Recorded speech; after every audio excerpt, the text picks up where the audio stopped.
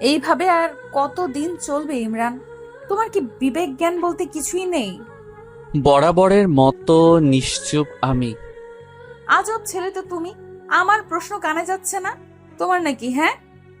চিৎকার শুনে আমি ভয়ে চুপসে আছি, আর পার্কের সবাই চেয়ে আছে আমাদের দিকে। হয়তো মজা নিচ্ছে সবাই। দেখো, আমার পক্ষে আর রিলেশন রাখা সম্ভব না। কেন? কেন তা জানিস না তুই? তোর মতো ছেলে আমার পায়ের নিচে পড়ে থাকে, বুঝছিস? ভাবছিলাম প্রেম করে পরে তোরে শুধরে নিব, কিন্তু শুধরানো তো কি, উল্টো আরো খ্যাত হতে লাগলো। ছোট লোক। তোর কাছে শার্ট চেঞ্জ করারও টাকা নেই নাকি? হ্যাঁ। হয়েছে নীলা, প্লিজ থামো এবার। এসব আর ভালো লাগছে না। দেখতেছো সবাই প্রেম করতে, দেখতেছে সবাই প্রেম করতে, কিন্তু তুমি এগিয়ে এসেছো। আমার মতোই আমি থাকি, কারো কথা শুনে চলার ইচ্ছা আমার নেই। আর হ্যাঁ, আমার টাকা নাই তাই কিনি না। হইছে? আর কিছু শুনতে চাও? অপমান না করলেও পারতে।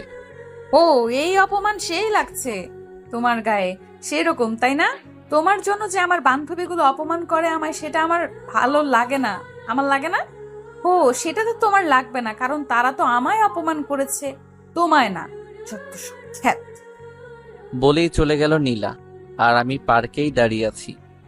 সব লোকের সিনেমা দেখা শেষ, তারাও যে যার বয়ফ্রেন্ড গার্লফ্রেন্ডের দিকে চলে গেল।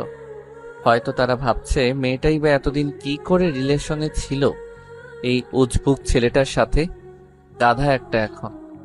আমার পরিচয়টা দেই, আমি ইমরান, ইন্টার দ্বিতীয় বর্ষের ছাত্র। মাকে হারিয়েছি যখন ক্লাস 3-তে পড়ি। এরপর বাবা।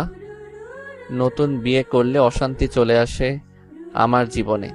সব মা তো আর মা হয় না, কিছু মা রাক্ষসীও হয়, যেমনটা আমার কপালে জুটেছে।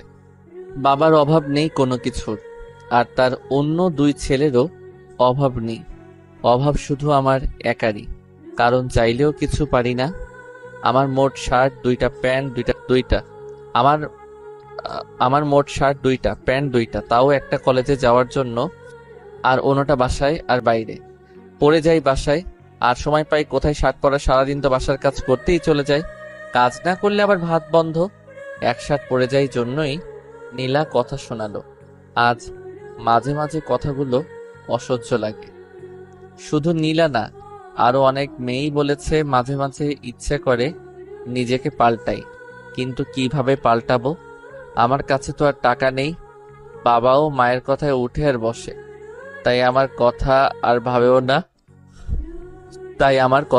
ভাবেও না খুব অবাক লাগে আমার। যেখানে আমি চোখের মনি ছিলাম সেখানে আজ। আসলে সময়ের সাথে মানুষগুলাও বদলে যায়। চলুন, শুরুটা কিভাবে হয়েছিল তা বলি আপনাদেরকে। এসএসসিতে রেজাল্ট ভালো করায় জেলার সরকারি কলেজে সিট পেতে সমস্যা হয়নি। মাঝে মাঝে ভয় হতো যে সেখানে সব ধনীর ছেলেমেয়েরা পড়ে, আমি কি নিজেকে মানিয়ে নিতে পারবো তাদের সাথে, নাকি পথের মাঝেই পড়ে থাকবো। তারপরও ভর্তি হয়ে যাই কলেজে। প্রথম দিন কলেজে গেলে সবাই ঘুরে ঘুরে দেখতে থাকে আমায়। মনে হয় যে ইমরান নামের ছেলেটা অন্য গ্রহ থেকে এসেছে। দোস্ত, ছেলেটাকে দেখ, কি যে অবস্থা! এই কলেজে চান্স পায় কিভাবে এরা? শরীরের ড্রেস আপের সাথে চশমাটা যে মানিয়েছে না, দেখ। আমি কিছু না বলে চুপচাপ ক্লাস করতাম আর বেরিয়ে আসতাম। তাছাড়া কি বা বলতাম? এসব তো ছিল প্রতিদিনের ব্যাপার। কলেজে আসলে এক প্যারা, আর বাসায় আরেক প্যারা। শুরু থেকেই বলি, আমার ব্যাপারে তো জেনে গেছেন। আমি ইমরান, বাবা ধনী হলেও আমি গরিব। আর নীলা অনেক ধনী পরিবারের মেয়ে, সে দেখতেও অনেক কিউট। আমার মতো সে হাবলু টাইপের না, অনেক আধুনিক মেয়ে সে। পড়ালেখায় তেমন ভালো পড়ালেখায় তেমন ভালো না। বন্ধুদের আড্ডায় সবার আগেই পাওয়া যায় ও। সারাদিন ওদের সাথে হই হুল্লোড় করে বেড়ানোই ওর কাজ। আমি যতক্ষণ কলেজে থাকতাম একা একাই কাটাতাম।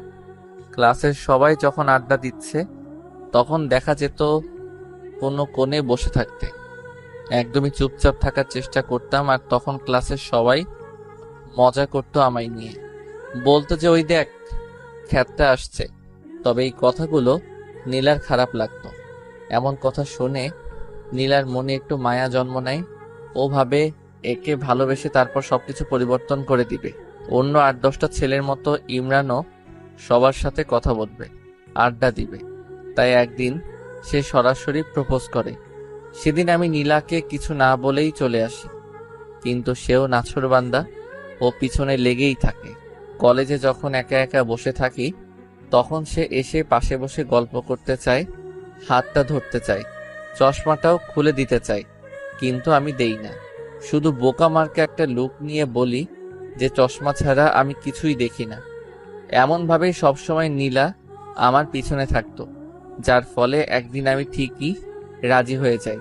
তবে পরিবারের কথা লুকিয়ে রেখেছিলাম ওর কাছে। হ্যাঁ, বলার সম্পর্ক শুরু হয়, আর নীলাও তার উদ্দেশ্য অনুযায়ী পরিপাটি করার দিকে মন দেয়। সব সময় শাসনের মাঝে রাখতো, এটা করবা না, ওটা করবা না, এটা পরবা না, এটা খাবে না ইত্যাদি। আমিও শুনতাম, কিন্তু যখন সে চালচলনে পরিবর্তন আনতে বলে তখন একটু পিছু নেমে যায়। কারণ আমার তো সম্ভব না অন্য 8-10টা ছেলের মতো চলা। আমার দ্বারা সম্ভব না ক্লাসের সবচেয়ে স্টাইলিশ ছেলেটার সাথে তাল মিলিয়ে চলা, কারণ আমি কঠিন বাস্তবতার শিকার। নীলা সেই কথা জানতো না, তাই সব সময় ওকে এসব কথা বলতো। প্লিজ নিজের মাঝে একটু পরিবর্তন আনো। এত বোকা খ্যাত টাইপের কেউ হয়? তোমার কি বিবেক নেই? ক্লাসে বাকি ছেলেদের দিকে তাকাও একবার। ওরা কিভাবে চলে, তুমি কিভাবে চলো? তখন শুধু মাথা নিচু করে করে শুনতাম। সেদিন নীলা বলে যে, শোনো, আজকে বিকালে আমার জন্মদিনের পার্টি আছে, ভালো করে রেডি হয়ে আসো। কিন্তু আমি ঠিক আগের মতোই এসেছিল। কি করবে, 2টা শার্ট আর 2টা প্যান্ট ছাড়া যে ওর কিছুই নেই। প্রতিবার যেই শার্টটা পরে আসে এটাই আজকে পরে আসলাম। সাথে আছে একজন আদর্শ বোকা মানুষের সকল উপাদানগুলো। নীলা তখন অনেক রাগী চোখে আমার দিকে তাকায়। পরে বাধ্য হয়েই নিয়ে যায়, পুরনো বান্ধবীদের সাথে দেখা করে, আমাকেও পরিচয় করিয়ে দেয়। কিন্তু আমাকে দেখে সবাই অন্য চোখে ওর দিকে তাকায়। এখানে যারা এসেছে সবাই উচ্চ পরিবারের, কিন্তু আমি দেখেই মনে হচ্ছে ও কতটা সাধারণ। পায়ে আছে 100 টাকা দামের অতি সাধারণ জুতা। ওদের চাহনির উদ্দেশ্য বুঝতে পেরে আমি একটু দূরে গিয়ে দাঁড়াই। এদিকে ওর একটা ফ্রেন্ড বলে ওঠে, নীলা, তোর মতো একটা মেয়ে এমন একটা খ্যাতের সাথে প্রেম করবি এটা ভাবতেও পারিনি। এইটা কোনো ছেলে হলো? ওর দিকে তাকাতো একবার। সাথে সাথে বাকিরাও ওর সাথে তাল মিলায়, আর নীলা লজ্জায় একেবারে মাথা নিচু করে ফেলে। ও তার বন্ধুদের সামনে চলে আসে। আমিও সব কথা শুনেছি, তবে চুপ করেছিলাম, কারণ আমি জানতাম এমন কিছুই হবে। এটা নতুন কিছু না, এমন কথা শুনতে শুনতে অভ্যস্ত হয়ে গেছি। এরপর ওখানে না থেকে বাসায় চলে আসি। নীলা খুব রেগে গিয়ে বলেছিল, যদি কালকে শার্টটা পরিবর্তন করে না আসি তাহলে অন্য কিছু হয়ে যাবে। আমি তখন বলতে চাই আমার কথাগুলো, কিন্তু সেটা না শুনেই ফোন কেটে দেয়। খুব কষ্ট হচ্ছে আমার জন্য আজকে ওকে এতটা অপমানিত হতে হলো। ভাবলাম বাবার কাছ থেকে কিছু টাকা চেয়ে নিবে, যাতে করে নতুন একটা শার্ট কিনা যায়। কিন্তু বাবার রুমে গিয়ে দেখি প্রচন্ড ঝগড়া হচ্ছে তাদের, আর ঝগড়ার মূল কারণটাই হলাম আমি। ঝগড়ার এক পর্যায়ে মা বলে ওঠে, কি পেয়েছো তুমি? এটা আমার সংসার, তাই এখানে আমার অর্ডারে শুধু চলবে। কোনো একটা ছেলেকে এনে বাসায় রেখেছ, সারা বছর ঘাড়ে পড়ে আছে, একটু কাজ করলেই তো পারে। এটা তো আর কোনো সরকারি হোটেল না। তখন বাবা বলে, আসতে বলো, ইমরান শুনবে। কথাটা শোনা মাত্র মার আওয়াজ যেন আরো বেড়ে গেল। স্পষ্টই বোঝা যাচ্ছিল আমাকে কথাগুলো শোনানোর জন্যই এভাবে বলছে। আবার বলে উঠল, কারো যদি লজ্জা থাকলো তাহলে সে এভাবে অন্যের ঘাড়ে বসে খেত না। কতদিন একটা মেয়েকে খাওয়ানো যায়, আর খাওয়ার সময় তো একটুও কম খায় না। এটা ভাবে না যে এখানে দয়ার খানা খাচ্ছে সে। মা এর সবগুলো কথাই শুনি, কিন্তু জবাব দেওয়ার মতো শক্তি নেই। তাই চোখের অশ্রু ফেলেই তার সেই কথার জবাব দিলাম। ফুপিয়ে ফুপিয়ে কাঁদতে লাগলাম। কেন আজকে আমি এমন অবস্থার সম্মুখীন?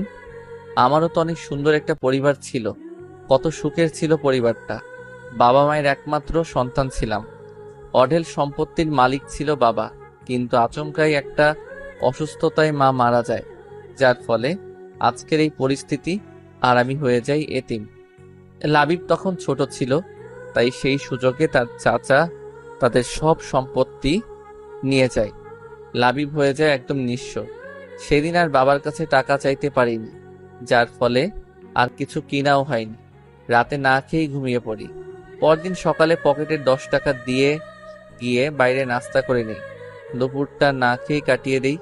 আমি যে না খেয়ে আছি এটা আমার ঠিকই বুঝতে পেরেছে, কিন্তু একবারের জন্য খেতে বলেনি। বিকেলে নীলা ফোন দেয়। কোথায় আসবি জিজ্ঞেস করতেই বলে যে কলেজের পাশের পার্কে আসতে। অনেকটা ভয়ে ভয়ে বাসা থেকে বের হই। আমি জানি না নীলা কি করবে আমার সাথে যখন সে দেখবে আমার গায়ে সেই পুরনো শার্টটাই আছে, যখন দেখবে পায়ে সে আগের জুতাই আছে, যখন দেখবে মাথার চুলগুলো আগের মতোই এলোমেলো, তখন যে কি করবে আমার সাথে এসব ভাবতে ভাবতে পার্কে কখন আসি বলতেই পারি না। নীলার সামনে যেতেই তার চোখ দুটো লাল করে ফেলে। ওর পুরো মুখটাই লাল হয়ে যায়, যেটা থেকে বুঝতে পারি যে নীলা প্রচন্ড রেগে গেছে। আর তখনই প্রথমে সেই কথাগুলো বলে। এভাবে আর কতদিন ইমরান? আমি আর পারছি না। কি করলাম আমি নীলা? কি করলাম মানে? আমার কথার কোনো গুরুত্ব নাই তোমার কাছে? কি বলো এসব? অবশ্যই আছে, আসলে কাজে অনেক বিজি ছিলাম তাই আর মার্কেটে যাইনি। ভালো। টাকা আছে কি তোমার কাছে? সরি নীলা। চুপ করো। তুমি তাকাও তো একবার নিজের দিকে। কেমন দেখা যায় তোমাকে? তোমার জন্য কোনো বন্ধুদের সামনেও যেতে পারি না লজ্জায়। সবাই দেখলেই বলে যে ওই খ্যাতটার জিএফ আসছে। আমি মাথা নিচু করে রাখি শুধু। তোমার সাথে আমি আর পারছি না। আমার একটা সম্মান আছে। ভেবেছিলাম ভালোবাসার পর তুমি পরিবর্তন হবে, কিন্তু তোমার মাঝে এক ফোঁটাও পরিবর্তন আসেনি। সরি। না, আমি আর পারছি না। তোমার সাথে সবকিছু এইখানেই শেষ করলাম। এটা বলেই নীলা উঠে চলে গেল, আর আমি অশ্রু ভেজা চোখে ওর চলে যাওয়ার দিকে তাকিয়ে থাকি। এছাড়া কি বা আর করতে পারি? এই মুহূর্তে প্রচন্ড কষ্ট হচ্ছে, গাল বেয়ে বেয়ে চোখের পানি পড়ছে। আমি জানি নীলা আমার সম্পর্কে কিছুই জানে না, তাই এমন করেছে, কিন্তু সে কি করবে? তার তো কিছুই করার নেই। তারও তো মান সম্মান আছে। মনে হচ্ছে নিঃশ্বাস এখনই বন্ধ হয়ে যাবে। আস্তে আস্তে উঠে দাঁড়িয়ে সোজা চলে যাই নদীর পাড়ে। সেখানে গিয়ে বসে চোখ থেকে চশমাটা খুলে ইচ্ছা মতো কেটে নিই। যদি মা থাকতো, কারো দয়ার পাত্র হয়ে থাকতে হতো না, এতটা অসহায়ও থাকতে হতো না। একটু পর চোখের পানিটা মুছে আকাশের দিকে তাকাই আর চিৎকার করে বলতে থাকি, আল্লাহ, কেন তুমি এমন করলে আমার সাথে? কি দোষ করেছিলাম আমি? কেন এত কষ্ট দাও আমাকে? কেন আমার মাকে কেড়ে নিলে আমার কাছ থেকে? কেন তার আদর ভালোবাসা আমাকে পেতে দিলে না? আমার এখনো মনে পড়ে ছোটবেলায় চুল কাটাইতে চাইতাম না, জন্য মা জোর করে বাবার সাথে পাঠাই দিত। আর এখন সেই চুল কাটাতে চাইলেও টাকা নেই। ঈদের দিনে সকালে উঠে মা এসে আগে আমায় আমার গিফট দিত, কত আদর করেই না লাচ্ছা খাওয়াই দিত। আর এখন আমার সৎ ভাইদের সৎ মা খাওয়াই দেয়, ঈদের ড্রেস দেয়। আমি শুধু চেয়ে দেখি, কি আর করব, মা নেই যে। কিছুক্ষণ পর খেয়াল হলো যে অনেক রাত হয়ে গেছে, সাথে প্রচন্ড ক্ষুধা। ক্ষুধা একদম সহ্য করতে পারি না, তাই বাসার দিকে এগিয়ে যাই। বাসায় আবার যে কি অপেক্ষা করছে কোনো কাজই করা হয়নি। বাসার সিদ্ধান্ত নেই, যত কিছুই বলুক কান পেতে সেগুলো শুনবো আর খেয়ে নিব। বাসায় মা বসে বসে টিভি দেখছিল, কিন্তু আমি এসে কলিং বেল বাজাতেই উনি প্রচন্ড বিরক্ত হন। প্রথমে ভেবেছিলেন ওনার স্বামী এসেছে, কিন্তু দরজা খুলে যখন দেখেন আমি দাঁড়িয়ে আছি, তখন ওনার রক্ত গরম হয়ে যায়। প্রচন্ড রেগে কথা বলে, থাকিস কই? এত রাতে কেউ বাসায় আসে? এটা কি নিজের বাসা পাইছস? থাকছস অন্যের বাসায়, লজ্জা করে না? আবার এত রাত করে বাসায় ফিরস? চুপ করেই কথাগুলো শুনতে থাকি, কিছুই বলার নেই। রুমে এসে কিছুক্ষণ শুয়ে থাকি, তারপর ক্ষুধার জ্বালায় মায়ের সামনে যাই। ওনার সামনে গিয়ে দাঁড়াতেই উনি রাগী চোখে তাকায়। একটু ভয় পেলেও বাধ্য হয়ে বলি যে, মা, খাওয়ার মতো কিছু আছে? খুব ক্ষুধা লেগেছে। এই পাইছস কি তুই? হ্যাঁ, তোর খাওয়া দেখে মনে হচ্ছে না তোর মা এখানে কোনো হোটেল দিয়ে রাখছে। বিনা পয়সায় তো 15 বছর পার করলি, আর কতদিন? খাবি অন্যের ঘাড়ে? মা, আমি একটা চাকরি পাই, তারপর আপনাদের সব টাকা শোধ করে দেব। প্লিজ এখন আমাকে কিছু খেতে দিন, খুব ক্ষুধা লেগে আছে। আমার ঠেকা পড়ে নাই তোকে খাওয়ানোর। আচ্ছা, তোর কি কোনো বিবেক নাই? মানুষের তো একটু লজ্জাও থাকে, তোর কি সেটাও নেই? মাথা নিচু করে রাখি। একটু পর মা উঠে গিয়ে কতগুলো শুকনা মুড়ি এনে দেয় আর বলে, এই নে দয়ার খানা, তোর কাছে হাত জোর করে বলি, দূর হ তুই। এত আপদ ভালো লাগে না আর। উফ, হাল্লা বাঁচাও। ততক্ষণে চোখ থেকে অশ্রু পড়া শুরু করেছে। খাওয়ার ইচ্ছেটাই চলে গেছে, না খেয়ে রুমে চলে আসে আর প্রচন্ড কান্না করি। তবে সেটার কোনো শব্দ নেই, সিদ্ধান্ত নেই যে আর থাকবে না এখানে। জানিও না কোথায় যাব, তবে এটা নিয়ে ভাবিও না। খাতা কলম নিয়ে বসে যাই। উদ্দেশ্য বাবাকে একটা চিঠি লেখা। চিঠি লেখা শুরু করে দিলাম। আব্বু, কেমন আছো? নিশ্চয়ই অনেক ভালো আছো, তাই না? জানো, আমিও অনেক ভালো আছি। প্রতিদিন সকালে মা নামক পাষণ্ড মানুষটা আমাকে অনেক আদর করে, কতগুলো বকা দেয়। প্রতিবার খাওয়ার সময় কত সুন্দর করে আমাকে বিভিন্ন কথা বলে। আচ্ছা, তুমি কি সেটা শোনো না, দেখো না, নাকি দেখেও না দেখার ভান করো? কষ্ট হয় না তোমার সেই ছোট্ট ইমরানের জন্য? জানো, আজকে প্রায় একদিন না খেয়ে আছি। তুমি জানো আমি ক্ষুধা একদমই সহ্য করতে পারি না, কিন্তু দেখো আমি ঠিকই এখন পারছি। আমি না অনেক পরিবর্তন হয়ে গেছি। এখন আর কাঁদি না, কাউকে জড়িয়েও ধরি না, শুধু চুপচাপ থাকি আর ভাবি, হয়তো মা থাকলে আমার সাথে কখনো এমন হতো না। কোথায় হারিয়ে গেলে? অনেক ভালোবাসি তোমাকে, সত্যি অনেক ভালোবাসি। ইতি, তোমাদের আদরের সন্তান। এরপর ছাদে চলে যাই, তারপর কিছুক্ষণ আকাশের দিকে চেয়ে থাকি, তারপর এসেই সবকিছু গুছিয়ে নেই। খাতা কলমটা এখনো ব্যাগে নেওয়া হয়নি। ওটার দিকে চোখ পড়তেই নীলার কথা মনে পড়ে যায়। কত ভালোবাসতাম তাকে, বাঁচার স্বপ্ন দেখেছিলাম তাকে নিয়ে, কিন্তু সেও ছেড়ে চলে গেছে। নীলা সত্যটা জানা দরকার, তাই নীলার জন্যেও একটা চিঠি লেখা শুরু করে দিলাম। নীলা, হয়তো ভালো আছো, ভালো তো থাকবেই। তোমার জীবন থেকে একটা বাধা দূর হয়েছে যে। আসলে আমি জানতাম না তুমি কি দেখে আমাকে ভালোবেসেছিলে, তাই তো তোমার কথায় রাজি হচ্ছিলাম না। কিন্তু যখন তুমি বারবার এসে আমাকে বলতে লাগলে, তখন কেন যেন আমার মনে হলো তুমি সত্যি ভালোবাসো আমাকে, তাই হ্যাঁ বলে দিয়েছিলাম। কিন্তু আস্তে আস্তে আমি বুঝতে পারি আমার চলাফেরা তোমার চাহিদা মতো হচ্ছে না, তোমার মনের মতো আমি হতে পারছি না। পারবো কিভাবে? তুমি চাইতে আমি অন্য সবার মতো থাকি, সবাই যতটা স্মার্ট হয়ে থাকে আমিও সেটা করি। কিন্তু একটা কি জানো, আমার দ্বারা সেটা সম্ভব ছিল না, কারণ সেই ছোটবেলাতেই আমি আমার মাকে হারিয়েছি। তারপর এলাকার অনেক কষ্টে এতটুকু আসতে পেরেছি। এখানে সৎ মায়ের কাছে থাকতাম, যার বিনিময়ে আমাকে প্রতিনিয়ত অপমানিত হতে হতো। জানো, শার্ট কেনার মতো আমার সেই অবস্থা ছিল না, না হয়তো আমি অবশ্যই কিনতাম। কে না চাই তার প্রিয় মানুষের মনের মতো হতে, বলো? আমি চলে যাচ্ছি দূরে, অনেক দূরে। জানি না কোথায় যাব, কিন্তু কথা দিচ্ছি আর তোমার সামনে আসবো না। ভালো থেকো। এটা নিয়ে বাসা থেকে বের হয়ে যাই। আসার সময় মাকে বলে আসি যে যদি কিছু করে থাকি তাহলে ক্ষমা করে দিতে। আমি হয়ে যাওয়ার পর মার মুখে বিশ্বজয়ের হাসি ফুটে উঠেছিল। চিঠিটা নিয়ে সোজা নীলাদের বাসায় চলে আসি। দারোয়ানকে চিঠিটা নীলাকে দিয়ে দেওয়ার জন্য বলি, তারপরে সামনের দিকে পা বাড়াই। ইমরান জানে না সে কোথায় যাচ্ছে। লেখক সেখানে থমকে দাঁড়ায়, দু চোখ দিয়ে শুধু দেখতে থাকে ইমরান এগিয়ে যাচ্ছে সম্মুখে, গন্তব্যহীন পথে। তার সাথী হিসেবে আছে হাজারো অব্যক্ত কথা আর বুক চিরে দেওয়ার মতো কষ্ট। একটা সময় ইমরান মিলিয়ে যায় রাতের অন্ধকারে, আর দেখা যায়নি তাকে। চশমা পরা বোকা ছেলেটা ফেরেনি আর। দারোয়ান নীলাকে ঠিকই চিঠিটা দিয়েছিল। নীলা চিঠিটা পড়া মাত্রই চিৎকার করে কেঁদে ওঠে। সে কান্না করতে করতে বাসা থেকে বের হয়েছিল ইমরানকে খুঁজতে, কিন্তু ততক্ষণে নীলা বড্ড দেরি করে ফেলেছে। খুঁজে পায়নি কোথাও চশমা পরা বোকা ছেলেটাকে। নীলা পুরো শহর খুঁজে বেড়াচ্ছে ইমরানকে। ফেসবুকে বিভিন্ন গ্রুপে ছবি দিয়ে পোস্ট করেছে, কিন্তু তাতেও কিছু হয়নি। মাঝে মাঝে ভাবে যে ইমরান আছে কি পৃথিবীতে। না, ইমরান যেতে পারে না। ঠিক এই বিশ্বাসটা নিয়েই খুঁজতে থাকি ইমরানকে। কিন্তু এই পৃথিবীতে এত মানুষের ভিড়ে কাউকে খুঁজে পাওয়া কি এতটাই সোজা? এভাবেই চলতে থাকে দিন, আর দেখতে দেখতে পরীক্ষাও চলে আসে। নীলা ভাবে ইমরান হয়তো এইচএসসি পরীক্ষা মিস করবে না, তাই সে প্রতিটা দিন সবার আগে এক্সাম হলে চলে যায়। কিন্তু এতেও কোনো কাজ হয়নি। যে চলে যায় সে একেবারেই চলে যায়, ফেরার জন্য হয়তো চলে যায় না। এর মধ্যে ঘটে যায় অন্য এক কাণ্ড। ফেসবুকে হঠাৎ মেসেজ রিকোয়েস্ট চেক করতে ইচ্ছে হলো নীলার।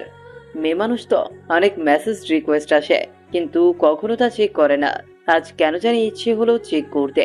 চেক করার এক পর্যায়ে একটা মেসেজ দেখিয়ে নীলার চোখ আটকে যায় সেখানে। আজ থেকে 3 মাস আগের মেসেজ এটা। হ্যালো, আপনি যে ছেলেটার পিক গ্রুপে দিয়েছেন তার মতো কাউকে আমি সিলেটে দেখেছি। হোয়াট? সিলেট? ভাইয়া আপনি কোথায় এখন? প্লিজ একটু তাড়াতাড়ি বলেন না। হ্যালো ভাইয়া, আপনি কি লাইনে আছেন? অপরদিকে কোনো রেসপন্স আর আসে না। হতে পারে আইডির মানুষটা আর ফেসবুক চালায় না। আম্মু, আম্মু, কি হয়েছে মা? মা আমি সিলেট যাব। এরপর সব খুলে বলে তার মাকে। তা তোর বাবাকে কি বলবি? তুমি ম্যানেজ করো না প্লিজ। ওকে দেখি। আচ্ছা চল একটা প্ল্যান করি। কি প্ল্যান আম্মু? শোন, ওখানে গিয়ে তোর খালার বাসায় উঠবি। তারপর তোর বাবাকে বলবি আমি এখান থেকে অ্যাডমিশন কোচিং করব। তানহা আছে, ওখানে একসাথে যাওয়া আসা করবি। বেশ হবে, তাই না? হোয়াট আইডিয়া আম্মু, love you. I love you too my sweet মামনি। আসলে নীলা আর ওর মায়ের সম্পর্কটা অত্যন্ত মধুর। অনেক মেয়েরই মায়ের সাথে এরকম ভাব থাকে। আপনাদের কারো এরকম মা থাকলে অবশ্যই অবশ্যই বলবেন কমেন্টে। এরপর প্ল্যান অনুযায়ী চলে যায় সিলেট। সেখানে তার ছোট মামুনি, খালু আর তার সমবয়সী এক বোন যার নাম তানহা আছে। বাসে উঠলে পরের দিন গিয়ে বাস স্টপে নামে। এরপর তার বোন নিতে আসলে তার সাথে চলে যায়। হ্যালো মামুনি, কেমন আছো? আমি ভালো মা, তুই? মামুনি তুমি কিন্তু আরো মোটু হইছো। সে কথা বলিও না, বসে বসে শুধু গিললেই হবে। কি বললা তুমি? আমি গেলি আর তুমি বসে থাকো মনে হয়। দিন দিন ডায়েট কন্ট্রোলে না রেখে বাড়াচ্ছে আর আমাকে বলতে আসছে এখন। নীলা চল, উপরে এতে ঝগড়া থামবে না এখন। দেখলি আমি এসেই বাজায় দিলাম ঝগড়া। এখন দেখবি আরো কত ঝগড়া লাগে। রাতে দুইজনকে ঝগড়া শেখাবো। আল্লাহ গো, তুই পারিস নীলা। ওই, আমি না পারলি কি তুই পারবি? আচ্ছা বল, এখন হঠাৎ তোর জেলার কোচিং বাদ দিয়ে এখানে কারণটা কি? কোনো কারণ নাই, এমনিতেই তোর সাথে থাকবো তাই। ওই দেখ, আমার সামনে কোনো রকম চালাকি চলবে না, সত্যি করে বল। ইমরানের কথা বলছি না তোকে? ওই খ্যাতটা তো কি করছে হাদারাম? ওকে সেদিন অনেক অপমান করি জন্মদিনে। তারপর থেকে অনেক খুঁজেছি আর পাইনি, এই চিঠিটা পাইছি শুধু। এরপর তানহা চিঠিটা পড়ে সেও নিজেকে আর সামলাতে পারে না। নীলা একটা মা কিভাবে এরকম হতে পারে? এরা মা না অন্য কিছু? বাদ দে, আমাদের কাজ ওকে খুঁজে বের করা। তাই করতে হবে। পর কোচিং, বাসা, শহর সব জায়গা খুঁজেছে কিন্তু কপাল খারাপ, কোথাও পায়নি। খুঁজে পায়নি সেই আইডি থেকে কোনো সিগন্যাল। এদিকে আস্তে আস্তে দিনও যেতে থাকে। ভর্তি পরীক্ষা, অনার্স সব শেষ। ইমরানের কথা মনে করতে করতে যে কিভাবে 4টা বছর কেটে গেল নীলার জীবন থেকে।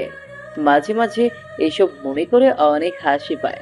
নীলা এতদিন যে খোঁজেনি তা কিন্তু না। প্রতিটা দিন যেখানে গেছে সেখানেই খুঁজে বেরিয়েছে কিন্তু পায়নি।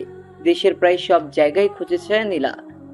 মাঝে মাঝে ভাবে যে সামান্য দেশের মানুষগুলোর মাঝে নিজের ভালোবাসাকে খুঁজে পাচ্ছে না। তাহলে কি ভালোবাসলো সে? নীলা মা, ওর তাড়াতাড়ি, আজ তোর ইন্টারভিউ না? আজ নীলা জবের ইন্টারভিউ দিতে যাচ্ছে। জীবনে যাই হোক কখনো পড়াশোনার সামনে মাথা নত করেনি, তাই আজ এই জায়গায় এসে দাঁড়িয়েছে। হ্যাঁ আম্মু, উঠতেছি। আয় নাস্তা খেয়ে নে। উফ আম্মু, সকালে ডিম খেয়ে গেল, ইন্টারভিউ ডিম পাবো। চুপচাপ খেয়ে নে। ওকে ওকে। আম্মু, আম্মু, গেলাম আমি। বাবা কোথায়? এই যে আমি এসে গেছি। চললাম, বাই। ওকে, সাবধানে যাস। ওকে। পর তানহাকে ফোন দেয় নীলা। হ্যালো, কই তুই? এই তো বের হলাম, তুই কোথায়? আমিও বার হইছি। ওকে আয়। এরপর তারা তাদের গন্তব্যে ফিরে ওয়েটিং রুমে বসে অপেক্ষা করছে। একটু পর তানহা ডাক এলো। সে নীলাকে রেখে চলে গেল ভেতরে। আর 15 মিনিট পর ফিরে এলো। কি হইল ভেতরে? চাকরির কি হইলো জানি না, তবে ক্রাশ খাইছি রে। হইছে, থাম। তোর বয়ফ্রেন্ড জানলে আত্মহত্যা করবে, এমনিতেই যে ঢঙ্গি সে। ওই আমার বিএফকে নিয়ে বাজে বলবি না, আর যাই বলিস অফিসের বস দেখতে সেই। এই অফিসে কাজ করতে পারলে জীবন ধন্য হবে যে। হইছে হইছে, থাম। আমার সিরিয়াল আসছে, আমিও গিয়ে দেখে আসি তোর ক্রাশকে। আসবো স্যার? জি আসেন। ভেতরে গিয়ে নীলাও ক্রাশ খেয়ে যেন কথা বলার ভাষা হারিয়ে ফেলেছে সে। ও হ্যালো, মুখ বন্ধ করেন, মশা ঢুকবে ভিতরে। সরি, আসসালামু আলাইকুম স্যার। নীলা তুতলিয়ে বলা শুরু করেছে অলরেডি। আপনি তোতলা নাকি? কই না তো, এমনি কিরকম লাগতেছে? ও ফাইলগুলো দিবেন নাকি এরকম করে বসে থাকবেন সারাদিন? ইচ্ছা করে তো বসে। সরি, কিছু বললেন? না স্যার, এই নিন ফাইল। সব ঠিকঠাক। এখন বলেন, আপনার ব্রেকআপ হয়েছে কত বছর আগে? এসব কিরকম প্রশ্ন স্যার? ওরকম প্রশ্ন বলেন দেখি। 4 বছর। Okay fine. আরো প্রেম করেন নাকি? না। ওকে, এখন আসতে পারেন। আর কাল থেকে কাজে জয়েন করবেন। এই কি হইল? সাবজেক্টের কোনো প্রশ্ন না করে চাকরি? এরকম হইলে আগে বলতেন, তাহলে 4-5 দিন ঘুম বাদ দিয়ে পড়তাম না। কি করতেন তাহলে? মুভি দেখতাম। Good good. এরপর নীলা চলে আসে বাইরে। কিরে, এতক্ষণ কি হইল? সেই কথা আর বলিস না। এরপর সব খুলে বলল। সাত তো মনে হয় ফিদা হয়ে গেছে তোর জন্য। তা না, এমনি হয়তো এইসব বলছিল। হ্যাঁ হ্যাঁ, অপরিচিত কাউকে কেউ এমন এমন প্রশ্ন করে, তাই না? বাদ দে, চাকরি তো হইছে। বাসায় চল। মা তোকে আমাদের ওখানে যেতে বলছে। ওকে চলো, তোমার তো চাকরি হইল, তাই বেশ মজাতেই আছেন। আমার কপালে যে কি জোটে। ঠিক যেখানে লেখকের কলম থেমে গেছিল সেখান থেকে জন্ম নেয় আরো একটা নতুন গল্পের। আসলে পৃথিবীটাই এরকম, যেখানে কিছুর সমাপ্তি ঘটে সেখান থেকেই আবার নতুন কিছু শুরু হয়। পাশে এসে কলিং বেল বাজালে নীলার আম্মু এসে দরজা খুলে দেয়। আম্মু আম্মু, চাকরি হয়ে গেছে। হাত ধরে নাচতে লাগলো নীলা। ওই ওই, ছাড় আমাকে, পড়ে যাব তো। কিচ্ছু হবে না।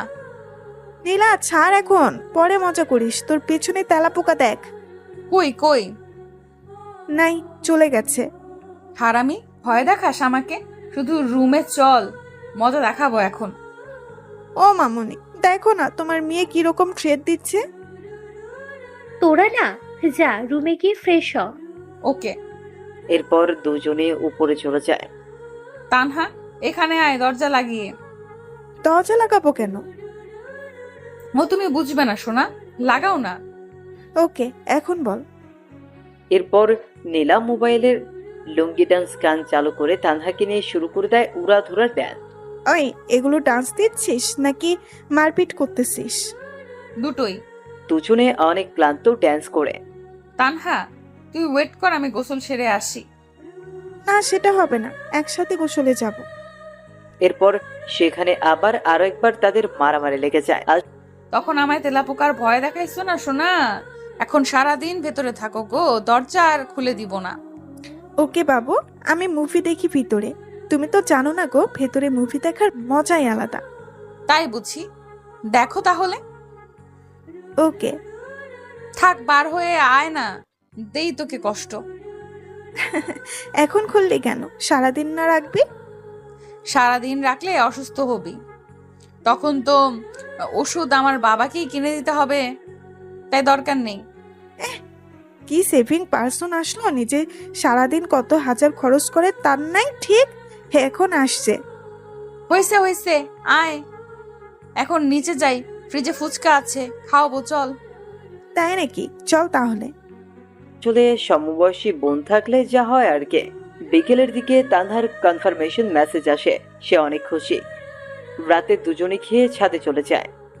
তানহা, বল। জানিস, দিনগুলো না সুন্দর হাসি ঠাট্টা তামাশা ফাজলামিতে কেটে যায়, কিন্তু রাত হলেই আর থাকতে পারি না, খুব মনে পড়ে যায়।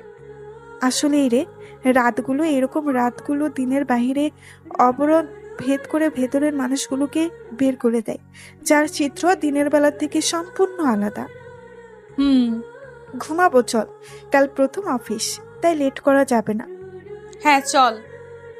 এরপর রাতটা কেটে যায়। পরদিন সবার কাছ থেকে দোয়া নিয়ে পা বাড়ায় অফিসের দিকে।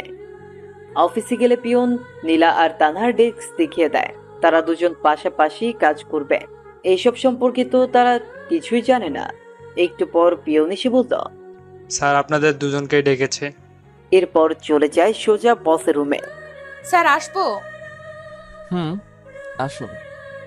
তা মিস নীলা অ্যান্ড তানহা, কেমন লাগছে নতুন অফিস? বেশ ভালোই। আর বস তো আরো ভালো। তাই নাকি? তো কি দেখলেন ভালোর? এই তো পুরাই ক্রাশ। তানহা, আমি কিন্তু আপনার বস। না রাখেন তো, আমি বস টস বলতে পারবো না, ভাইয়া বলে ডাকবো প্লিজ। ওকে, তো যে জন্য ডেকেছি এই হচ্ছে তোমাদের ফাইল, এগুলো কমপ্লিট করে দিও। আপনার নামটা কি ভাইয়া? নীলা শুধু চুপ হয়ে তানহার কথা শুনতেছে। মেয়েটা যে এত বেশি কথা বলে। নাম শুনে কি হবে? ভাইয়া বলে ডাকবো, আর ভাইয়ার নামটা জানবো না? তাই, আমার নাম সাজিদ। ওকে, আর তুমি করে বলবো। যা ইচ্ছে বলিও, এখন যাও কাজ করো। Okay bye. আরো শোনো, বলেন। লাঞ্চ টাইমে একসাথে খাবো। ওকে ভাইয়া। এরপর চেচার কাজে মন দেয়। এইদিকে লাঞ্চের টাইম কোন দিক দিয়ে চলে যায় তা সাকিব বুঝতেই পারে না। ভাইয়া একটু সময় হবে কি? তোমার ক্ষুধা লাগছে অনেক তো। ও সরি, আমার তো মনেই নেই, তো তোমরা আগে মনে করে দিবা না? আপনি যে মনোযোগ দিয়ে কাজ করতেছেন, কিভাবে ডিস্টার্ব দেই বলেন? ওকে, চলো এখন। এরপর লাঞ্চ শেষ করে আবার সবাই যে যার কাজে চলে যায়। অফিস টাইম শেষ হলে বাসায় চলে যায় সবাই। আমজাদ চাচা সবার বাসায় তাদের জন্য কেউ না কেউ অপেক্ষায় থাকে তাদের জন্য, তাই তারা অফিস ছুটি হলে চলে যায়। কিন্তু আমার বাসায় তেমন কেউ নেই। তাছাড়া ওরা যে টাইম দেয়, আমিও যদি তাই করি তাহলে তো ওদের আর আমার মাঝে কোনো পার্থক্য থাকবে না।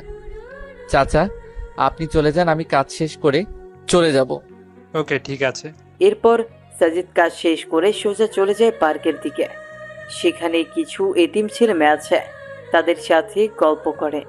রাতের খাবার খেয়ে বাসে যায়। এভাবেই দিন চলে যায় ইমরানের। দেখলি বসকে কিরকম হাতে করে নিলাম একদিনে। দেখলাম, ট্যালেন্ট আছে তোর, আর তাই তো ওরকম ঢ্যাঁড়সের মতো বিএফ জোটাইছিস। আরে ওটার কথা বাদ দে তো, ও থাকাও যে না থাকাও সে। সারাদিনে কি একবারও বলেছে আমার সাথে কথা বলে নাই? ওর সাথে ব্রেকআপ করতেই হবে আজ। তা করিস পরে, ক্ষুধা লাগছে, খাবো চল। মামনি খাইতে দাও, ক্ষুধা লাগছে। ওকে বস, দিচ্ছি। জানো আজ কি করছে তানহা? কি? বসকে একদম পটিয়ে ভাই ডাকা শুরু করছে। তুমি বলো তো ঠিক করছি না। এখন কাজে ভুল হলে বা লেট করে গেলে কিচ্ছু বলবে না। একদম ঠিক করেছিস মা। এরপর খাওয়া শেষে ঘুম আর ঘুম দিবে। উঠে অফিস। আবার আগের দিনের মতো বস রুমে চলে যায় তারা। আগের দিন তো সাজিদ ডাকেনি, তানহা নিজেই চলে গেছে। ভাইয়া আসবো? আসো। কেমন আছো ভাইয়া? আলহামদুলিল্লাহ, তোমরা?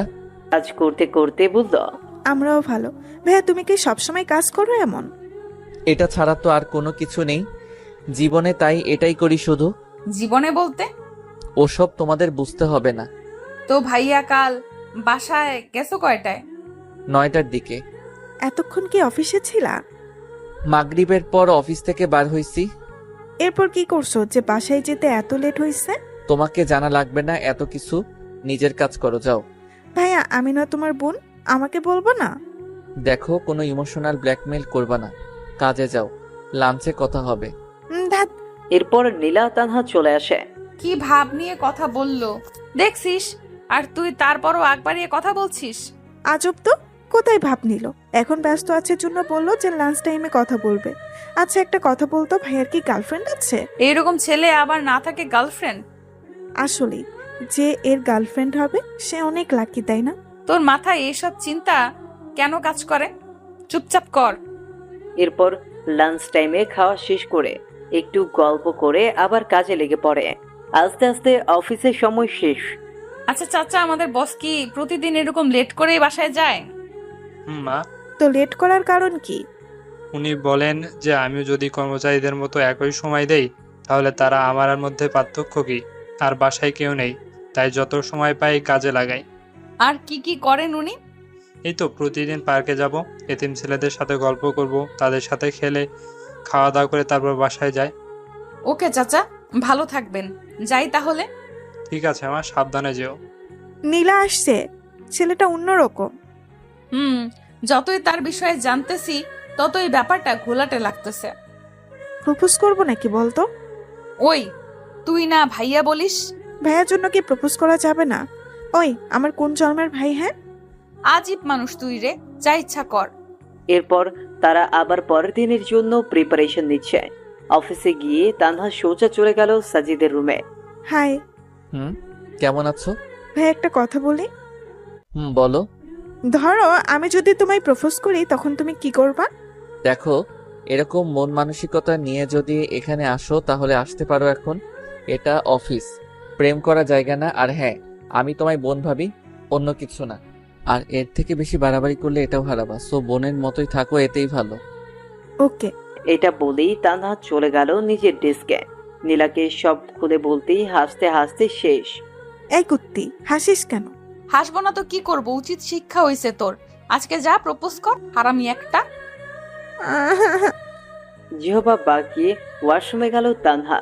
এরপর কাজ করতে করতে লাঞ্চের সময় চলে আসে। ভাইয়া, খাবো, চলো। আমার ক্ষুধা নেই, তুমি যাও। সাজিদের কথাই দেখে বোঝা যাচ্ছে যে সে অনেকটা রেগে আছে তানহার উপরে। ভাইয়া প্লিজ চলো না। যেতে বলছি না তোমায়, তুমি যাবা। তানহা ভয়ে চলে গেল। একটু পর নীলা গেল তার বস রুমে। স্যার আসবো? হ্যাঁ নীলা, আসো। স্যার খাইতে চলেন না প্লিজ। আপনি না খেলে ওদিকে তানহাও খাবে না বলতেছে। প্লিজ চলেন না। ওই, খাবে না কেন? বলতেছি ভাইয়াকে ছাড়া বোন খায় নাকি? প্লিজ চলেন। যদি এটাই ভাবতো তাহলে আর এরকম কাণ্ড করতো না। ওটা ভুল হয়ে গেছে, এখন চলেন তো। আর ওর এ দোষটা কোথায়? যে কোনো মেয়ে আপনাকে দেখলে ক্রাশ খেয়ে যাবে। আপনি হয়তো জানেন না আমাদের এখানে কত মেয়ে লুকিয়ে লুকিয়ে আপনাকে দেখে। হইছে, চলেন তো এখন। এরপর খাওয়া শেষে চলে যায় যে যার কাছে। একটু পর পিয়ন এসে বলে গেল কাল মিটিং আছে, সবাই যেন তাড়াতাড়ি চলে আসে অফিসে। কাজ শেষ করে শেষে সবাই চলে যাচ্ছে যে যার বাসায়। কি মা, তোমরা দাঁড়িয়ে যে বাসায় যাবা না? না চাচা, বসের সাথে যাব। কেন, কোনো কাজ আছে নাকি? না, এমনি। ওকে দাঁড়াও, আমি বলতেছি। তোমরা অপেক্ষা করতেছো? চাচা, তাড়াতাড়ি আসতে বলেন। একটু পর সাজিদ বাইরে চলে আসলো। কি তানহা, বাসা না গিয়ে এখানে কেন এখনো? তোমার সাথে যাব তাই। কিন্তু আমি তো এখনই যাব না। এখান থেকে পার্কে, তারপরে রাতে বাসায় যাব। কেন? পার্কে কি স্পেশাল কেউ আছে নাকি যে আমরা গেলে সমস্যা হবে ভাইয়া? আরে তা না, ওকে চলো। আচ্ছা ভাইয়া, তুমি এতটা গোছালো কি করে? ও তাহলে এসব বলার জন্য সাথে আসছো? আরে তা না, বলো না ভাইয়া প্লিজ। চুপচাপ চলো। একটু পর তারা পার্কে পৌঁছে গেল। আর সাজিদ পার্কে যেতেই সব ছেলে মেয়েগুলো চলে আসলো। এরা কারা? কেন, দেখতে পাচ্ছ না? তা তো দেখতেছি, কিন্তু তোমার সাথে কি? এরাই আমার ভাই বোন বন্ধু। আমার মতো এরাও একা, তবে একটা পার্থক্য আছে। আমি মা বাবাকে হারাইছি, আর এদের মা বাবা এদের ফেলে দিয়েছে। সমাজে এদের অগ্রাধিকার নেই, কারণ এরা নোংরা ভালোবাসার ফসল। এটাই তো আমাদের দেশ। বুঝলাম। যখন ফ্রি থাকি আমি এখানে চলে আসি, এদের সাথে কথা বলি, খেলি, অনেক ভালো লাগে। চলো ওই দোকানে যাই। নীলা পাশে দাঁড়িয়ে শুধু দেখতেছে আর অবাক হচ্ছে। দোকানে কেন? ওখানে এরা প্রতিদিন 3 বেলা খায়, যা ইচ্ছা খায়। আমি রাতে এসে বিল দিই। ভেরি গুড ভাইয়া। আসলে যাদের এদের বাসা থাকা দরকার তারা থাকে না। মানুষ কেমনে পারে এত নোংরা হতে? কয়েকদিন আগেও দেখলাম যে ড্রেনের বাড়িতে বাচ্চার লাশ। তাদের কি একবারও মনে হয় না শিশুটা বড় হলে কি খেয়ে বেঁচে থাকবে? এগুলো কিন্তু তোমার আমার মতো ছেলেমেয়েরাই করে। তো ভাইয়া, কাল কি আছে অফিসে? সেটা কালই দেখিও। ভাইয়া, আমার না কিছুদিন ছুটি লাগবে। শুধু তোমার, এই ম্যাডামের লাগবে না? স্যার, আমারও লাগবে। তো এরকম স্ট্যাচু হয়ে আছেন কেন? মনে মনে কোনো একজনকে খুঁজে বেড়াচ্ছি তাই। ও তাই? তো কে, বয়ফ্রেন্ড নাকি? তো কতদিন থেকে খুঁজতেছেন? প্রায় 6 বছর। ও মাই গড, এতদিন ধরে খুঁজেও পাননি? হুম। আচ্ছা, অনেক রাত হইছে, এখন বাসায় চলে যান। ভাইয়া দাঁড়াও, দাঁড়িয়েই তো আছি, বসতে বলো নাকি?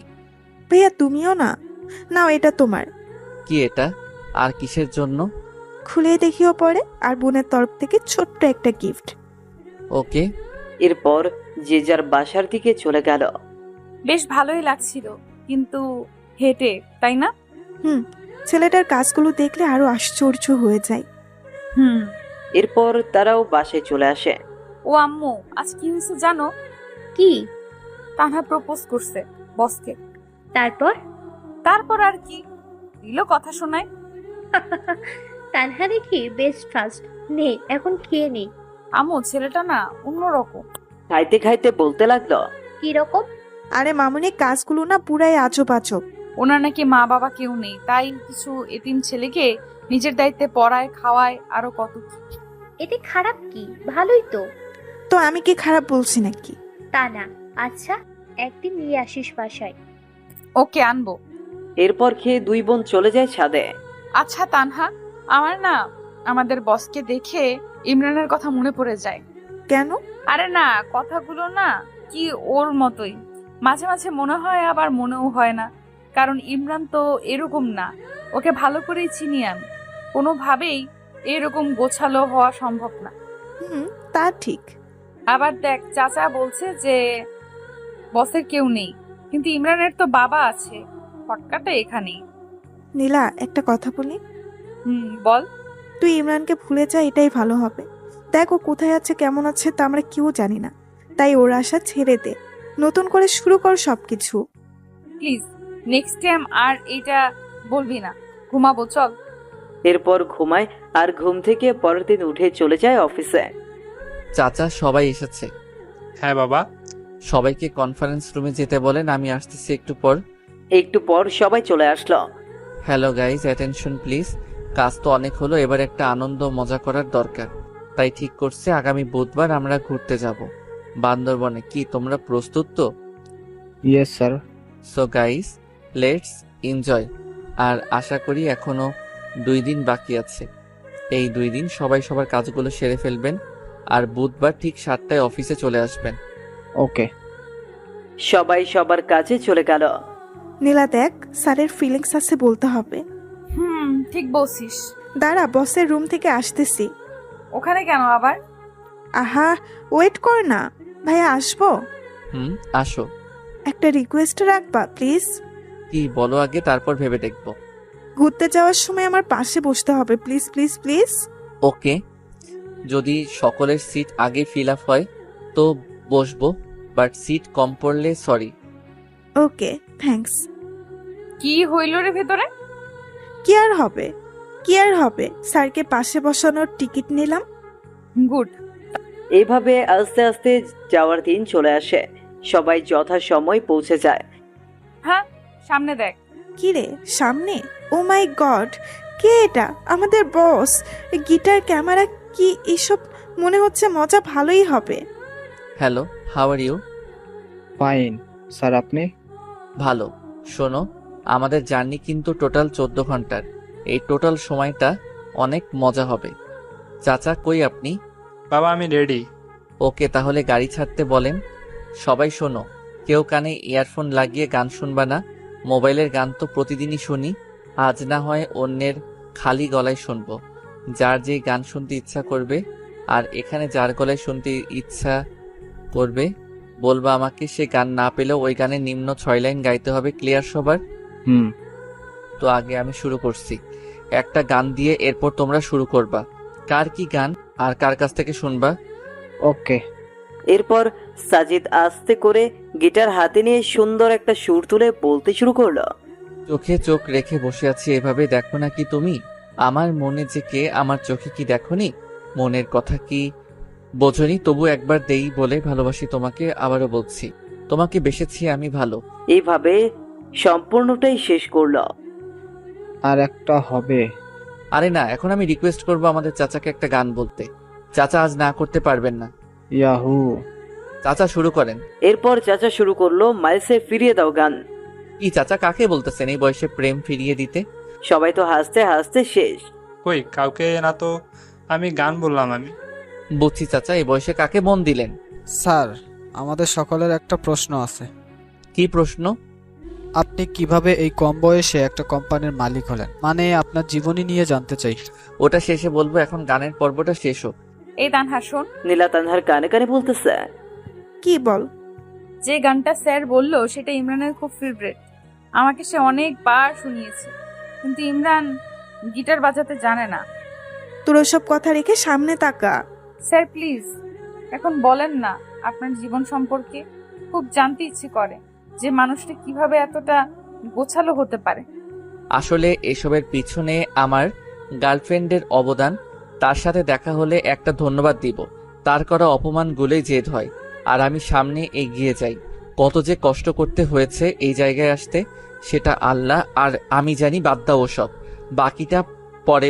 ওমা গো, গার্লফ্রেন্ডের হাত তো ভাইয়া এখনো আছে কি?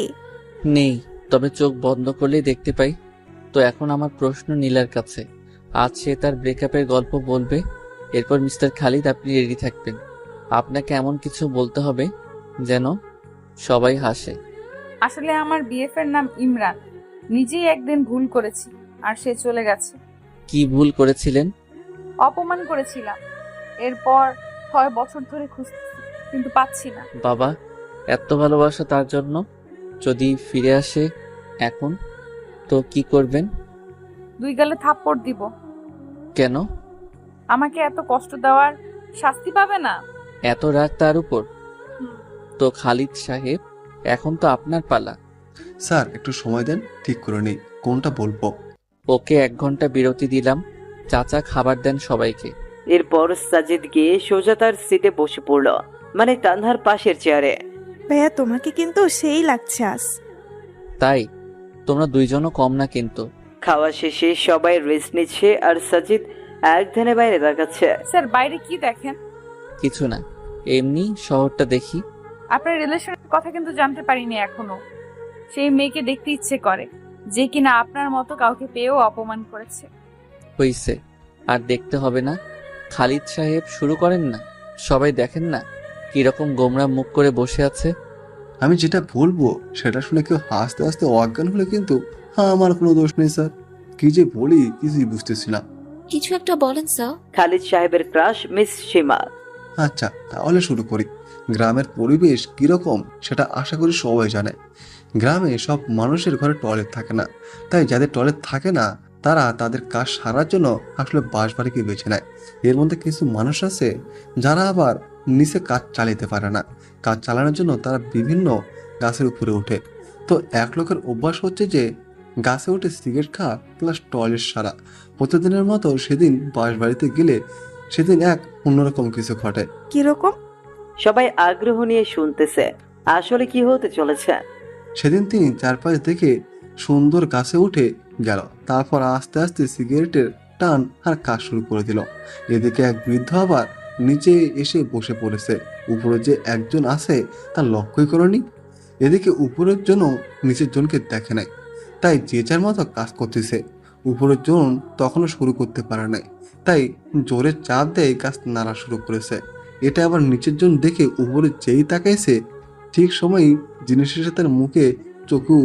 উপরের জন তখনও বুঝতে পারে নাই যে নিচে কি হচ্ছে, তাই সে কাজ চালাইতেই রাখলো।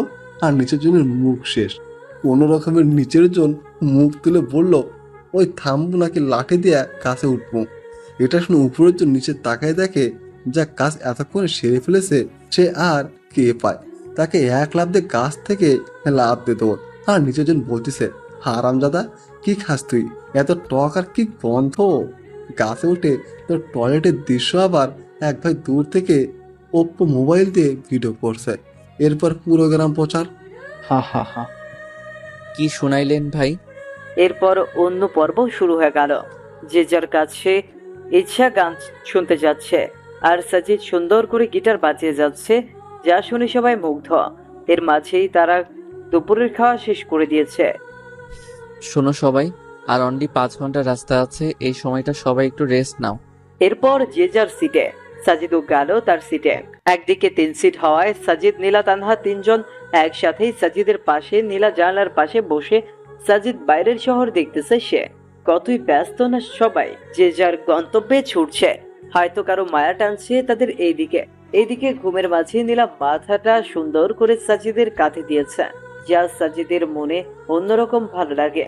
ইচ্ছে করে হাত দুটো শক্ত করে জড়িয়ে ধরতে, কিন্তু ধরতে গিয়েও কোথায় যেন বাধা পায় সে, তাই আর দেওয়া হয়ে ওঠে না।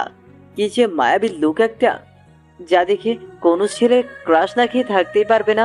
সাজিদেরও এর ব্যতিক্রম হবে না। এই যে ভাইয়া, কি দেখতেছো ওভাবে? কই কি এমনি কি নিষ্পাপ লাগছে?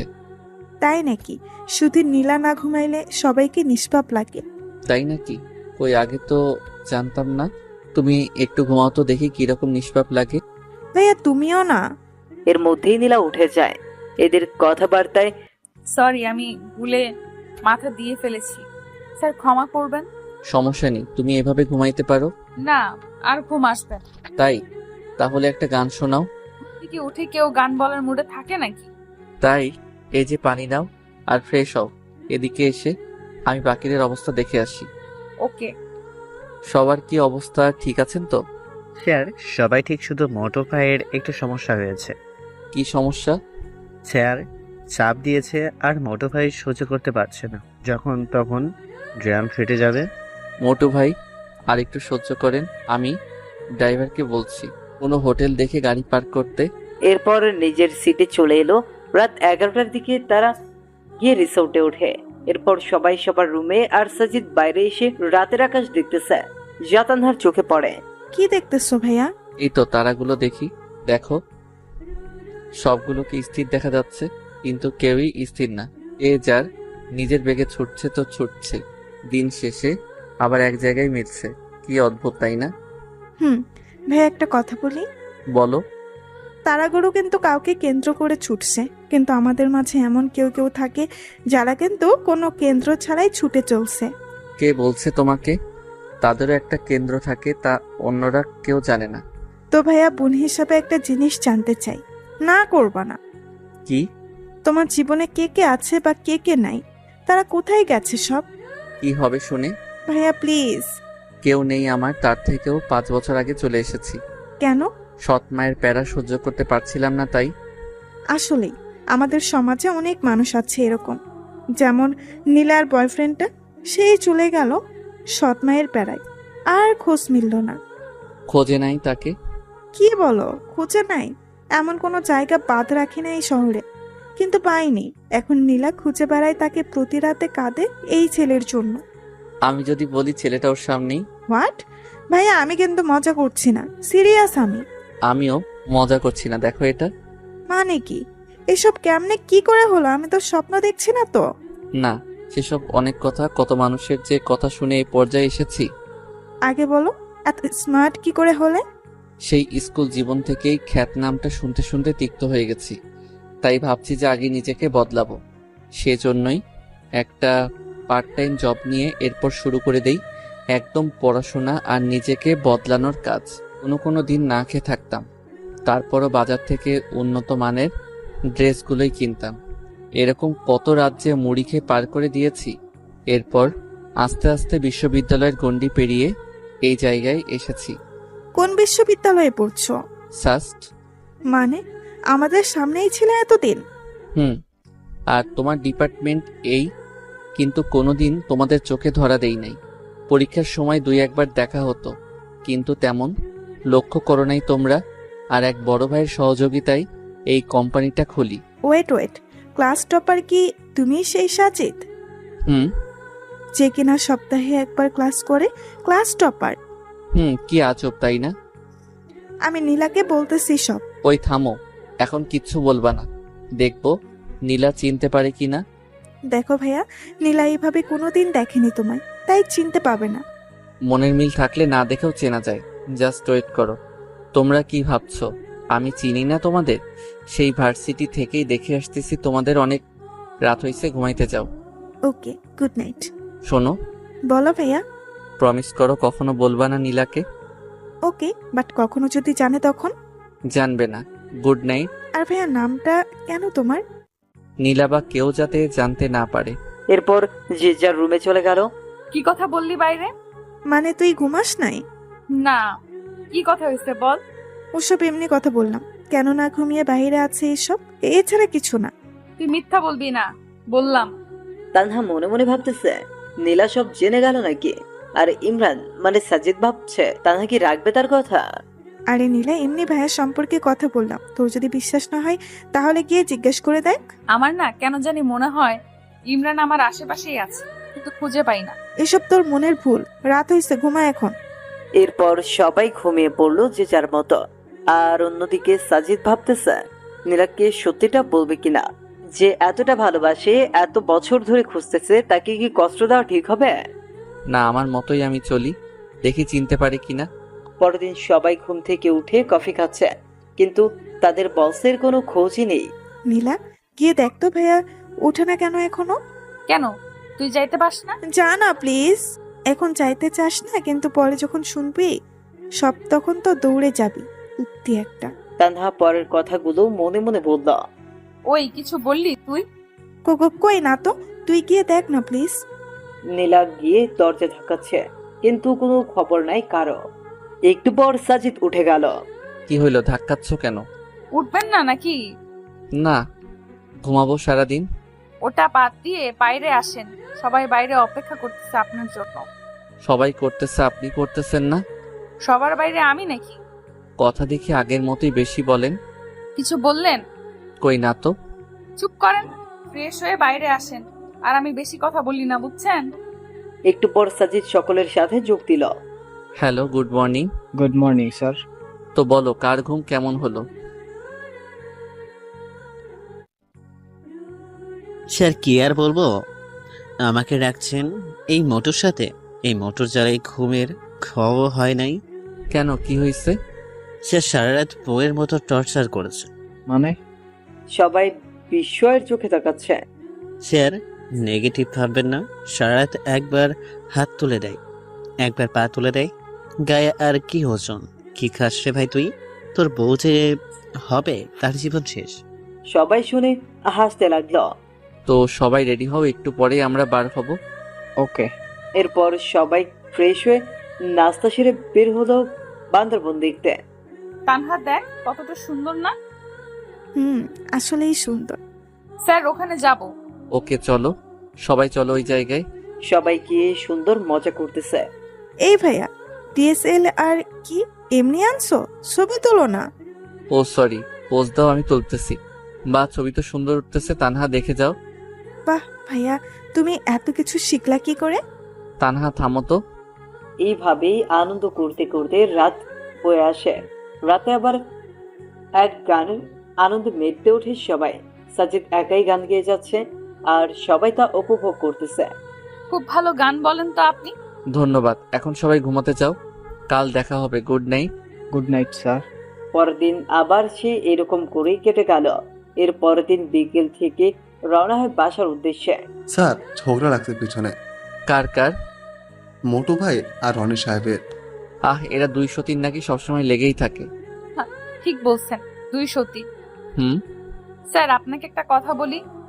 বলেন। বাসায় যেতে তো অনেক রাত হয়ে যাবে, দয়া করে কি পৌঁছে দিবেন বাসায়? আচ্ছা। ধন্যবাদ স্যার। শোনো সবাই, যাদের যাদের এনজয় করার ইচ্ছা আছে তারা সামনে চলে আসো। এখন উড়াধুরা ডান্স শুরু হবে, যে যেমন ডান্স দিতে পারো দাও। আসলে অফিসের বস অন্য ছেলে হলে যেরকম হয়, কোনো পিকনিকের আসল মজাই হচ্ছে এটা। বাবা আমি আসছি। আরে চাচা, তো আর দেরি কেন, চলে আসেন। সবাই অনেকটা মজা করল। রাত 2টার দিকে গাড়ি এসে ফিরল সেই চিরচেনা অফিসের সামনে। আস্তে আস্তে সবাই নেমে সাজিদের কাছ থেকে বিদায় নিয়ে চলে গেল। এখন বাকি আছে শুধু তানহা আর নীলা। নীলা, আমার শরীরটা ভালো না, অসুস্থ অসুস্থ লাগছে। তোমরা একাই যেতে পারবে না? এত রাতে কি করে যাব? ওকে চলো। জোর সারতে খুব ভালো লাগছে নীলার। পাশাপাশি হাঁটতে, কাছাকাছি বাসা হওয়ায় বেশিক্ষণ লাগেনি যেতে। নীলা যাও তাহলে, আমি গেলাম। গেলাম মানে এত রাতে কই যাবেন আপনি? ভেতরে আসেন। রেগে বললো কথাটা। রাগটাও দেখি আগের মতোই। দেখেন স্যার, আমার সামনে এরকম মনে মনে কিছু বলবেন না। ভেতরে আসেন এখন।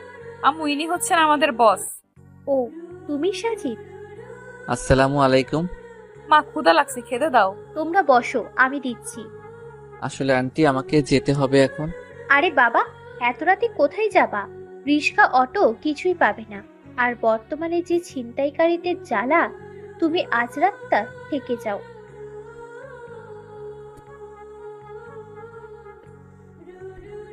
না আন্টি, সমস্যা নেই, যেতে পারবো। মামনি, যেতে যখন চাইছে যেতে দাও। সামনের ফাঁকা জায়গায় যে পেতনি থাকে সেটা তো তিনি আর জানেন না। যখন পিছু নিবে তখন নিজেই দৌড়ে চলে আসবে। কি বললা? পেতনি? ভয়ে চুপসে গেছে একদম। আহ তানহা, খামোকা ভয় বাড়িয়ে দিচ্ছিস।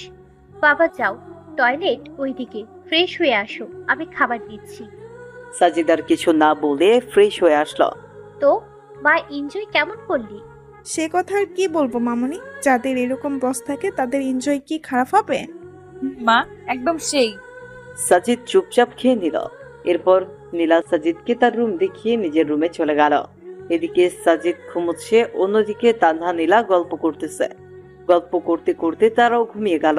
সকাল 8টার দিকে নীলার ঘুম ভাঙে, আর সেও শয়তানি করে তানহার ঘুম ভাঙিয়ে দেয়। অফিস বন্ধ, তাই তেমন তাড়াহুড়োও নেই, কিন্তু যা ঘটার তা তো ঘটেই গেছে। জ্বরের কবলে সাজিদ একদম কাবু হয়ে বিছানায় শুয়ে আছে। না ইচ্ছে করছে উঠতে, না ইচ্ছে করছে ঘুমোতে। চুপচাপ শুয়ে আছে। একটু পর তানহা চা নিয়ে আসে। ভাইয়া, ভাইয়া, ওঠো, তোমার চা। কিন্তু সাজিদের কোনো শব্দই নেই। এই ভাইয়া, বলো। তোমার কণ্ঠ এরকম লাগছে কেন? অসুস্থ নাকি? একটু অসুস্থ, তবে ঠিক হয়ে যাবে। দেখি দেখি। সে যেন তানহার ডাক শুনলই না, কপালে হাত দিল। ও মা, এটা একটু অসুস্থ। নীলা, এদিকে আয়। জোরে ডাক দিল নীলাকে। কিরে, কি হয়েছে? জ্বর আসছে সেই। বলিস কি? তুই গিয়ে নাস্তা ওষুধ নিয়ে আয়, আমি দেখতেছি। নীলাও মাথায় হাত দিয়ে দেখে ভীষণ জ্বর। আমি বাসায় যাব, এখানে ভালো লাগছে না। কি বললেন? বাসায় গেলে দেখাশোনা করার জন্য বউ আছে নাকি? তা নেই, এরকম জ্বর আমাদের জন্য ব্যাপার না। চুপচাপ শুয়ে থাকেন। একটু পর তানহা নাস্তা আর ঔষধ নিয়ে আসলো। এরপর ধীরে ধীরে খেয়ে আবার শুয়ে পড়লো। তোমার শরীর খারাপ, আর এই অবস্থায় বাসায় যেতে চাইছো? বাসায় গেলে খাইতে কি শুনি? সাজিদ চুপচাপ শুনতেছে কথা। এখন ঘুমান, আমি পট্টি দিয়ে দিতেছি। এমনিতেই সেরে যাবে, তার দরকার নেই। আপনারা মনে হয় নাস্তাও করেন নাই, যান নাস্তা করে নেন। চুপ করেন তো। এরপর পট্টি দিতে লাগলো। যে কোনো ব্যক্তি অসুস্থ হলে তারা চায় যে তাদের ভালোবাসার মানুষটা তাদের সেবা করুক। সাজিদ তো আর ব্যতিক্রম না। পট্টি দিতে দিতে নীলার ঠান্ডা হাতটা সাজিদের চোখে পড়তেছে, আর সাজিদের মনে হচ্ছে যে তার হাতটা যেন শরীরের সব তাপ শোষণ করে নিচ্ছে। সম্পূর্ণ এক অন্যরকম অনুভূতি সাজিদের মনে খেলা করছে। তানহা শুধু বসে বসে দেখতেছে আর মনে মনে হাসতেছে। এত কাছে এরা, অথচ নীলা বুঝতেই পারছে না যে সে তার সেই চিরচেনা মানুষটারই সেবা করছে। নীলা, আমার ভালো লাগছে না কিছু, বাসায় যাব আমি। ভালো লাগছে না জন্যই রেখেছি এখানে। ধ্যাত। আচ্ছা সত্যি করে বলেন তো, মাথায় পট্টি দিয়ে দিতেছি, আপনার কি খারাপ লাগছে? না। তাহলে বললেন কেন ভালো লাগছে না? ঢং করেন আমার সাথে? কি হলো, চুপ কেন? আসলে আমি তোমাকে কষ্ট দিতে চাচ্ছি না। সেই ছোটবেলায় মা মারা যায়, এরপর জ্বর হলেও জোটেনি ওষুধ। এমনি এমনি জ্বর সেরে যেত, কখনো খেয়ে কাটতো, কখনো বা না খেয়ে দিন কাটতো। আচ্ছা আপনার বাবার কি হয়েছে? ওসব বাদ দাও। আর একটা কথা শোনেন, আপনি আমার বস, তো আপনার জন্য কিছু করলে সেটা কষ্ট না, বুঝছেন? শরবত বানাই দিতে পারবা? শুধু শরবত না, আমি ভালো করেই জানি জ্বর হলে মানুষের কোনগুলো খাইতে ইচ্ছা করে। একটু পর সব নিয়ে আসতেছি। আর তানহা ফুচকা বানাতে গেছে, কি খাবেন তো? ওকে, তবে ঝাল একদম বেশি থাকতে হবে। চুপচাপ শুয়ে থাকেন, আর ভুলেও ফোন হাতে নিবেন না। ফোনের রেডিয়েশন পড়লে জ্বর আরো বেশি হয়। জ্বর হলে কখনো চোখের সামনে নিয়ে ফোন টিপবেন না। ফোন থেকে যে রেডিয়েশন বের হয় তা অত্যন্ত ক্ষতিকর। আর চাপ নিবেন না মাথায় বেশি। যেমন জ্বর হলে বেশি পড়তে গেলে দেখবেন যে জ্বর আরো বেশি হইতেছে। আমার জ্বর আবার অন্যরকম, সারাদিন ভালো থাকে, কিন্তু সন্ধ্যা হলেই শুরু হয়, যারা 9টায় সে। যাই হোক, সবাই নিজেদের কাছের মানুষের খেয়াল রাখবেন। এখন রেস্ট নেন, আমি আসতেছি। একটু পর নীলা চলে আসলো। এই নেন, এখানে শরবত, চালতার আচার, একদম ঝাল, আর এটা হলো ঝাল মুড়ি। এত কিছু? তুমি তো দেখি অনেক ফাস্ট। এখনো কিছু হয় নাই স্যার, একটু পর আরো কিছু আসতেছে। আরো কিছু? এগুলো তো একাই শেষ করতে পারবো না, তোমরা হেল্প করো একটু। ওকে, তা করবো, এখন শুরু করো। এরপর সাজিদ নীলা তানহা খাওয়া শুরু করলো। কেমন হয়েছে? উফ, সেই তানহা ফুচকান। এরপর একটু আড্ডা দিল সবাই মিলে। স্যার আপনি একটু ঘুমান এখন। হুম। কিন্তু ঘুমানোর চেষ্টা করলেই কি ঘুম আসে জ্বরের মাঝে? ঘুম আসে না তো। ওকে আমি মাথায় হাত বুলিয়ে দিচ্ছি, আপনি চেষ্টা করেন ঘুমানোর। এমন ভালোবাসা কে না চায়? আসলে প্রতিটা মেয়ে তাদের যার যার ঘরে ডাক্তার, যারা ঔষধ ছাড়াই জ্বরকে ভালো করে দিতে পারে। আস্তে আস্তে ইমরান ঘুমিয়ে যায়। বিকেলের দিকে নীলার ডাকে ঘুম ভাঙে। স্যার বলো। জ্বরটা একটু কমছে, গোসলটা করে নেন এখন। গোসল করলে যদি বেশি হয়? সম্পূর্ণ শরীর না ভিজিয়ে মাথাটা ভেজান আর শরীরে ভেজা কাপড় দিয়ে মুছে নেন, ভালো লাগবে। ওকে। আসলেই বেশ ভালো লাগতেছে। এরপর খাওয়া শেষ করে 1 কাপ চা খেয়ে বাসার দিকে রওনা হয়। কিন্তু জ্বর কি একদিনেই পিছু ছাড়ার পাত্র? বাসার গেটে আসতেই যা যা খেয়েছে তা বের করে দিল মুখ দিয়ে। আস্তে আস্তে জ্বরটাও বাড়তে লাগলো। সাজিদও সুন্দর করে কাঁথা মুড়ি দিয়ে ঘুমিয়ে পড়লো। সন্ধ্যার দিকে অনেকটা ঠান্ডা লাগতেছে। শুয়ে পড়তেই ঘুম ঘনিয়ে আসে চোখে। রাত 2টায় ঘুম ভেঙে যায়। আর আসে না ঘুম। এখন কোনো রকম যন্ত্রণা কাজ করতেছে শরীরে। মনে হচ্ছে এর থেকে মরাই ভালো। কোনো রকম রাতটা পার করে দিল। হ্যালো চাচা। হ্যাঁ বাবা, হঠাৎ এত সকালে? চাচা আমার জন্য কিছু খাবার আর জ্বরের ওষুধ নিয়ে আসেন তো একটু। ওকে, আমি এক্ষুনি আসতেছি। একটু পর সব নিয়ে আসলো। চাচা আর আজ সবাইকে অর্ধেক বেলা কাজ করে ছুটি দিয়ে দিন। আচ্ছা। সময় মতো সবাই চলে আসলো। তখন পিয়ন সবাইকে জানিয়ে দিল। চাচা স্যারের অসুখ ভালো হয় নাই। না মা, আরো বেশি হয়েছে। সকালে গিয়ে খাবার ওষুধ কিনে দিয়েছি। ও, ওনার বাসার ঠিকানাটা দেন তো। ঠিক আছে, লিখে নাও। এরপর ঠিকানা নিয়ে তারা চলে গেল বাসার উদ্দেশ্যে। গিয়ে দেখে দরজা খোলাই আছে। এই যে বস, আপনার সমস্যা কি? হ্যাঁ, কই কোনো সমস্যা নাই তো। জ্বর বেশি হয়েছে, একবার তো বলতে পারতেন আমাদের, শুধু বেশি বুঝবে। তানহা একটা অটো ডেকে নে। অটো দিয়ে কি হবে? যতদিন না জ্বর ভালো হচ্ছে আমাদের কাছে থাকবেন। এটা সম্ভব না। দেখেন বেশি কাহিনী করবেন না, তাহলে কিন্তু ভুলে যাব আপনি আমার বস। আমার রাগ সম্পর্কে জানেন না, তাই চুপ থাকেন। আমি ভালো করেই জানি। কি বললেন? কিছু না। এরপর একটা অটো নিয়ে সোজা চলে আসেন নীলাদের বাসায়। আচ্ছা, আমি তোমাদের বাসায় কেন যাব? মানুষ তো এমনি বলবে যে আমি কে হই তোমাদের। তুমি আমার ভাইয়া না, হুম। তাহলে আবার এই কথা কেন? শোনেন মিস্টার, মানুষ কি বললো না বললো তাতে আমার যায় আসে না। কি বাবা, অসুস্থ হয়েছো? তা একবারও আমাদের জানানোর প্রয়োজন মনে করলে না? পরপর ভাবো আমাদের, তাই না? হুম, তা তো অবশ্যই। পৃথিবীতে কেউ কারো আপন নয়। মানে?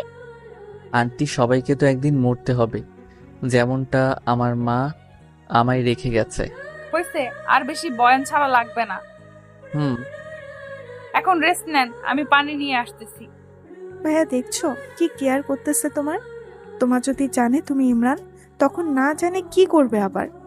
কি আর করবে, যে রাগই আমার জীবনটা শেষ করবে। তানহা তুই খাবার নিয়ে আয়, আমি মাথায় পানি দিয়ে দিচ্ছি। ওকে। শুয়ে পড়ুন তো। এরপর পানি দিতে লাগলো। কেমন লাগছে এখন? ভালো। শুধু ভালো লাগছে না, অনেকটা স্বস্তিও পাচ্ছি। শুয়ে থাকেন, আমি দিচ্ছি। এইভাবে সেবা করতে থাকে নীলা। জ্বর একটু কমলেও সাজিদকে অফিসে যেতে দেয়নি। পরের দিন তানহা নীলাকে, এখন তো জ্বর কম, এখন বাসায় যাই। না, কাল সকালে এখান থেকে অফিসে যাবেন। কেন? রাতে যদি আবার জ্বর আসে। ও। ছাদে আড্ডা দেই, চলেন। ওকে। জানেন স্যার, আমার জীবনে যে সামনে কি হতে চলেছে কিছুই বুঝতেছি না। যাকে চাই তাকে খুঁজে বেড়াই, কিন্তু পাই না। আপনার জীবন সম্পর্কে বলুন একটু শুনি। আমার জীবন নিয়ে কি বলবো? আপনি কি বলেন? আপনি না বললেন বাবা মা নেই, তারা কিভাবে মারা গেল? মা মারা গেছে অসুস্থ হয়ে, আর বাবাকে হারিয়েছি মা মারা যাওয়ার 2 মাস পরে। তাহলে ছোটকালটা আপনার খুব প্যারাময় ছিল, তাই না? শুধু প্যারা না, আরো অনেক কষ্ট ছিল। আসলে কষ্টের পর সুখ আসে, তাই না? কি জানি, হবে হয়তো। আমি কবে দেখা পাবো? কিসের, সুখের নাকি ছেলেটার? দুটোরই। কে সেই ছেলে? ওর নাম ইমরান। শেষে আমায় একটা চিঠি দিয়ে চলে গেছে। আজ পর্যন্ত অনেক খুঁজেছি কিন্তু পাইনি। ও বাবা, তাড়াতাড়ি দেখিও। চলেন, ঘুমাবেন এখন। শোনো, বলেন। Good night. Good night. পরদিন সকালে ফ্রেশ হয়ে চলে গেল সবাই অফিসের দিকে। বাবা কেমন আছো? আলহামদুলিল্লাহ চাচা। জ্বর কমেছে কি? হ্যাঁ চাচা, যে ট্রিটমেন্ট দিছে জ্বর ভালো না হয়ে কই যাবে। হুম। এরপর সাজিদ ও রুমে গেল। একে একে সবাই এসে জিজ্ঞেস করতেছে স্যারের শরীর কেমন আছে। এই যে মিস্টার স্যার, কি? লাঞ্চের সময় হয়েছে, চলেন। এখন না, তোমরা যাও, আমি পরে আসতেছি। না, এখনই চলেন, বেশি কথা বলবেন না। ওকে চলো। তুমি তো আবার যে রাগী। রাগের তো কিছুই দেখেননি এখনো। আমার মা বাবা আর আমার বিএফ জানে আমি কেমন রাগী। হইছে, চলেন। এরপর খাওয়া শেষে আবার চলে আসে কাজে। ভাইয়া চলো এখন। আর একটু কাজ করে যাই। না, এখন চলো। আজব, যাবোটা কোথায়? কেন? আমার খালামণির বাসায়। আবার যাব কেন? আমি তো সুস্থ এখন। সুস্থ মানে যদি রাতে আবার আসে? আমি চাইতে বলছি চলো। আহ, এই দুই বোন জীবনটারে তেজপাতা বানাবে। ধরে নাও তাই। চলো এখন। কি আর করার, আবার গেলাম তাদের বাসায়। এবার আর সেবা না, এবার খাইয়ে 12টা বাজিয়ে রুমে পাঠাই দিছে। এই যে মিস্টার স্যার, কি অবস্থা? এই তো ভালোই। আচ্ছা, আমার একটা কথার উত্তর দিবেন?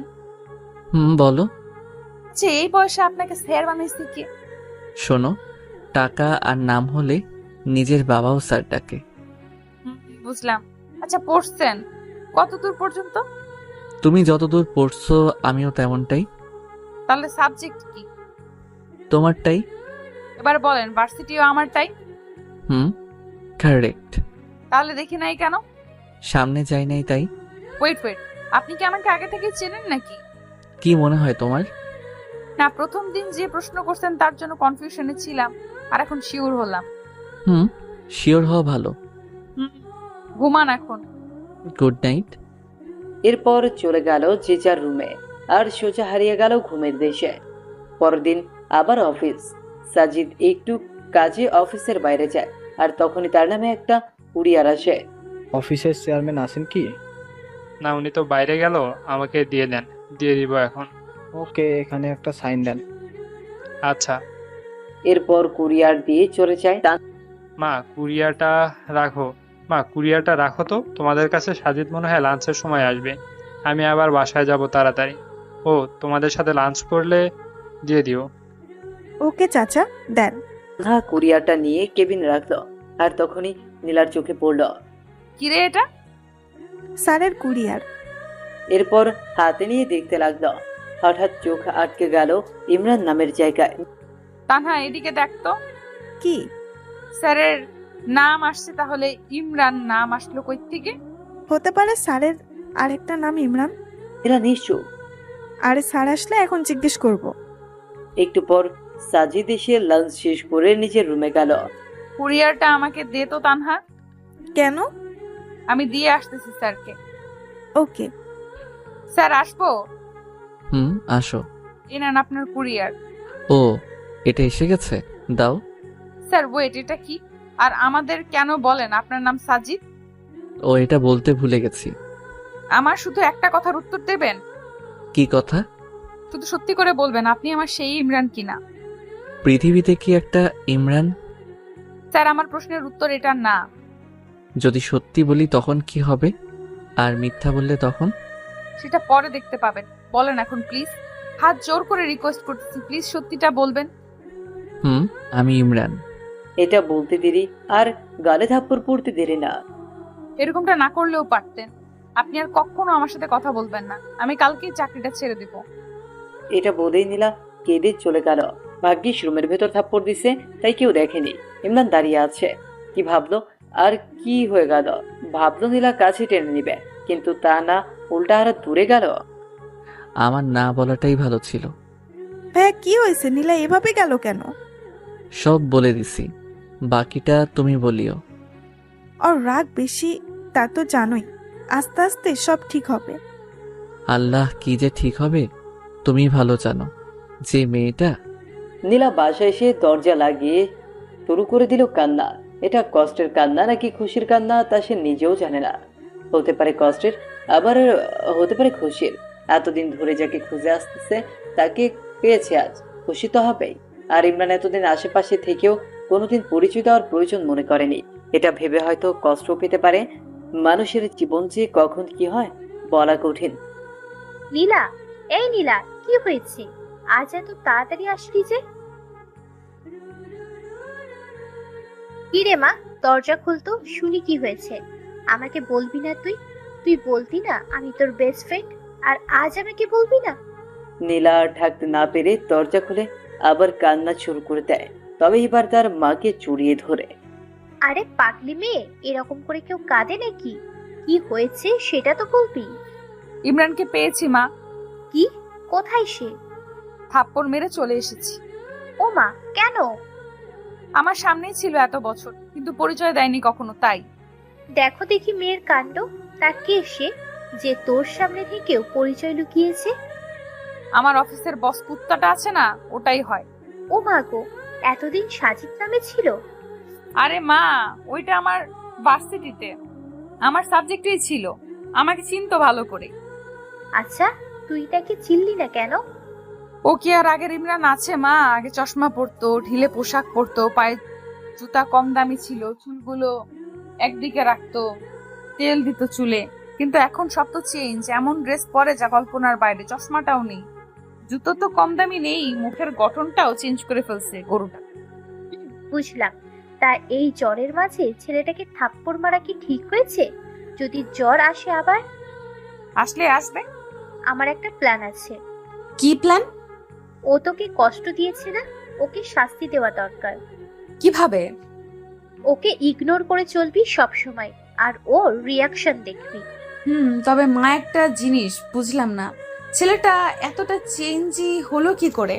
আর যার কিছু ছিল না সে আজ কিনা সফটওয়্যার কোম্পানির মালিক।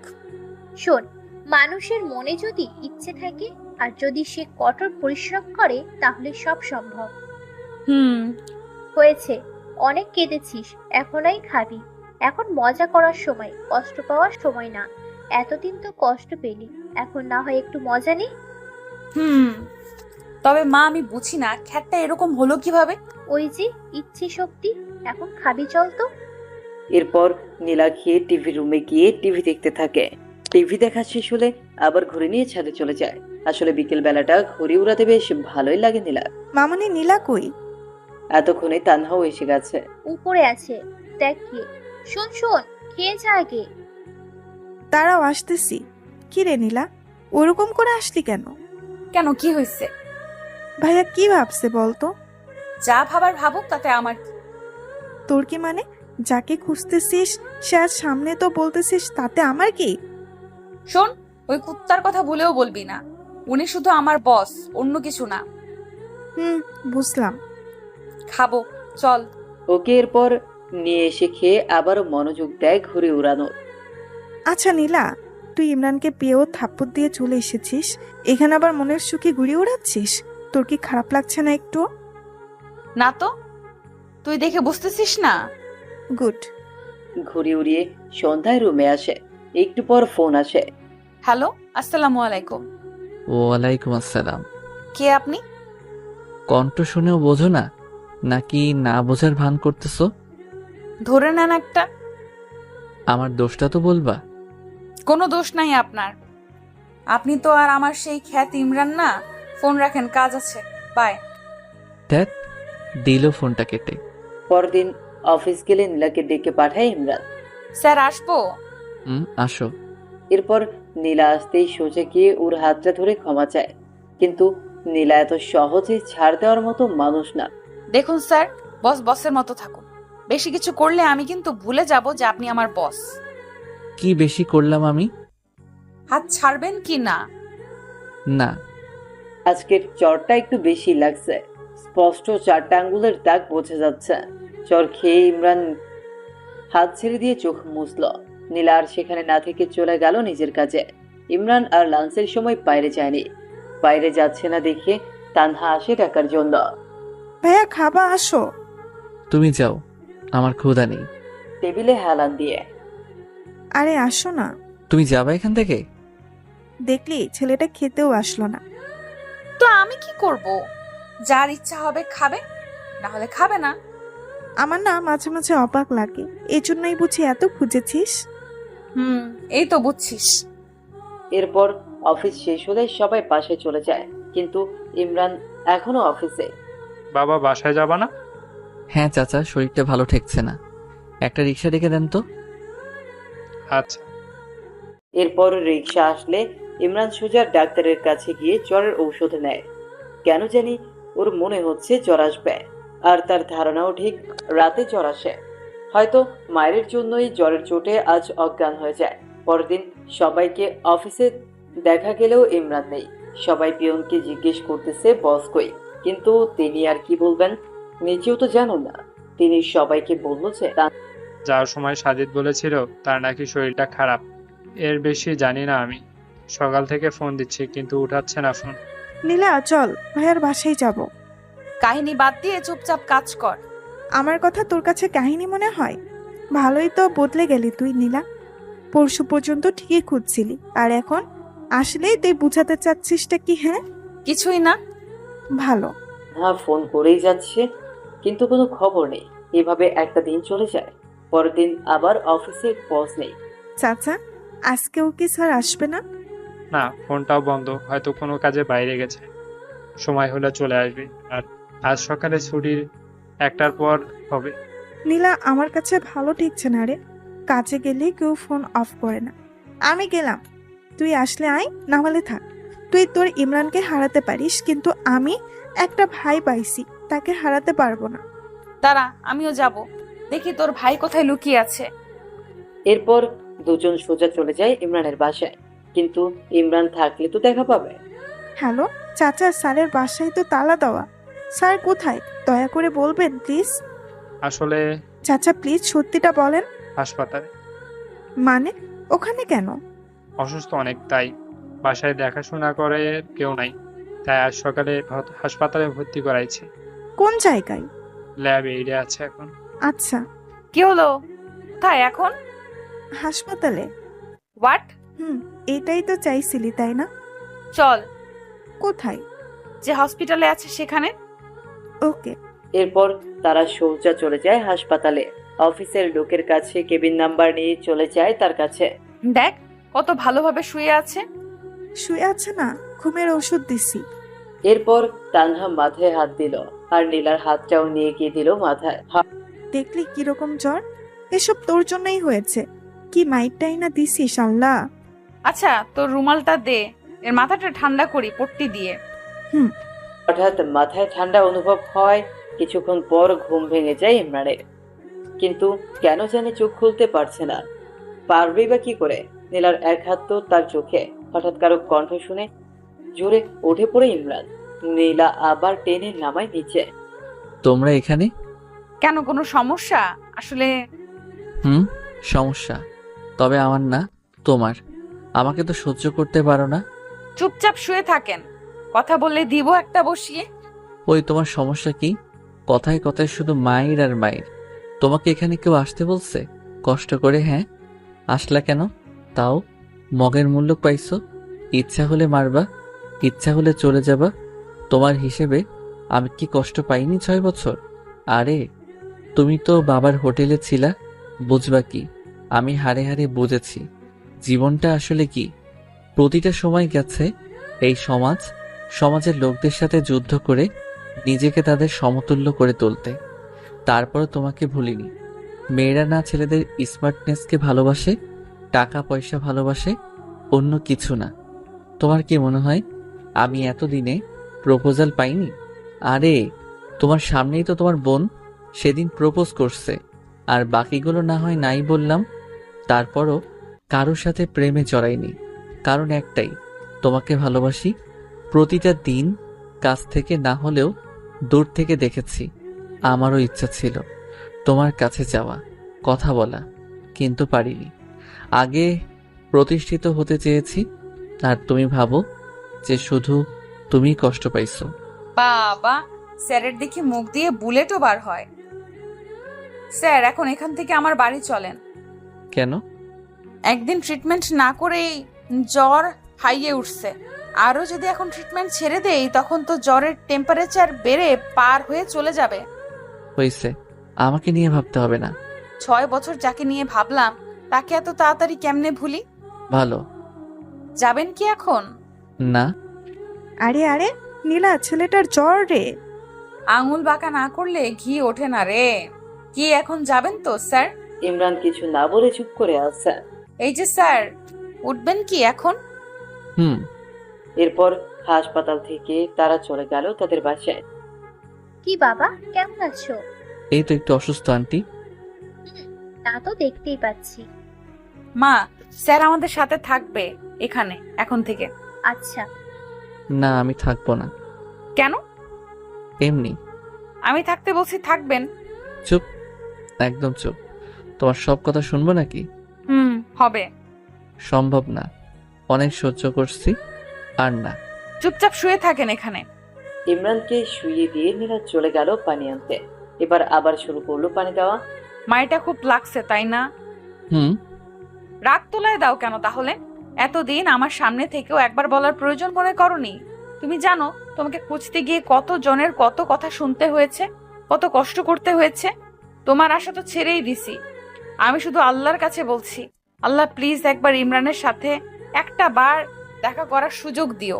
আর কিচ্ছু চাই না। আমাকে বললে কি এমন ক্ষতি হতো তোমার, বলো? কিছুই না, আগে নিজেকে চেঞ্জ করতে চেয়েছি। তুমি তো বলেছো চুল না কাটলে, শার্ট জুতা না পাল্টালে তোমার সামনে না আসি, তাই আসি নাই। আমি রেগে বসি জন্য তুইও সেটা মাইন্ডে নিবি কুত্তা? ওই কি তুই তুকারি করে গালি দিচ্ছ? আমি তোমার বস বলে যেও না। ওই শোন, তুই আমার ক্লাসমেট, ওকে? এটা তোর অফিস না, তো বস বস করবি না। আচ্ছা, নিজেকে এত সহজে পাল্টালেন কি করে? নীলা পট্টি দিতে লাগলো। প্রশ্ন করতেছে, সহজ? এর থেকে কঠিন কিছু নেই। যে ছেলে কাপড়ের মুখ দেখেনি সেই ছেলেটা এইরকম কাপড় জুতা পরার জন্য দিনরাত এক করে কষ্ট করেছে। দিনে প্রাইভেট আর রাতে পার্ট টাইম জব। জানো, ভার্সিটি লাইফে শুধু ভাবতাম কোন দিন শুক্রবার আসবে আর কোন দিন আমি শান্তি মতো একটু ঘুমাবো, কারণ শুক্রবার ছাড়া অন্য কোনো দিন ঘুমানোর সময় পাইতাম না। তো পাল্টাতে কে বলেছে? আর কে বলছে এত কষ্ট করতে? কেউ বলেনি, শুধু খ্যাতনামটা নিজেকে খুব কষ্ট দিত। সামান্য কলেজে যতবার শুনেছি, না জানি এরকম থাকলে ভার্সিটিতে কতবার শুনতে হবে। এটা ভাবতেই শরীরটা শিউরে ওঠে। তাই চিন্তা করেছি, যদি চান্স পাই নিজেকে বদলাতে পারলে যাবই না ভার্সিটিতে। সব বুঝলাম। আর এই কোম্পানিটা, এটা কিভাবে সম্ভব? এটা এক বড় ভাইয়ের সহযোগিতাই করেছি। ও, এখন ঘুমান, আমি মাথায় তেল দিয়ে দিই। না থাক, লাগবে না। একটা কথা বলবো? হুম।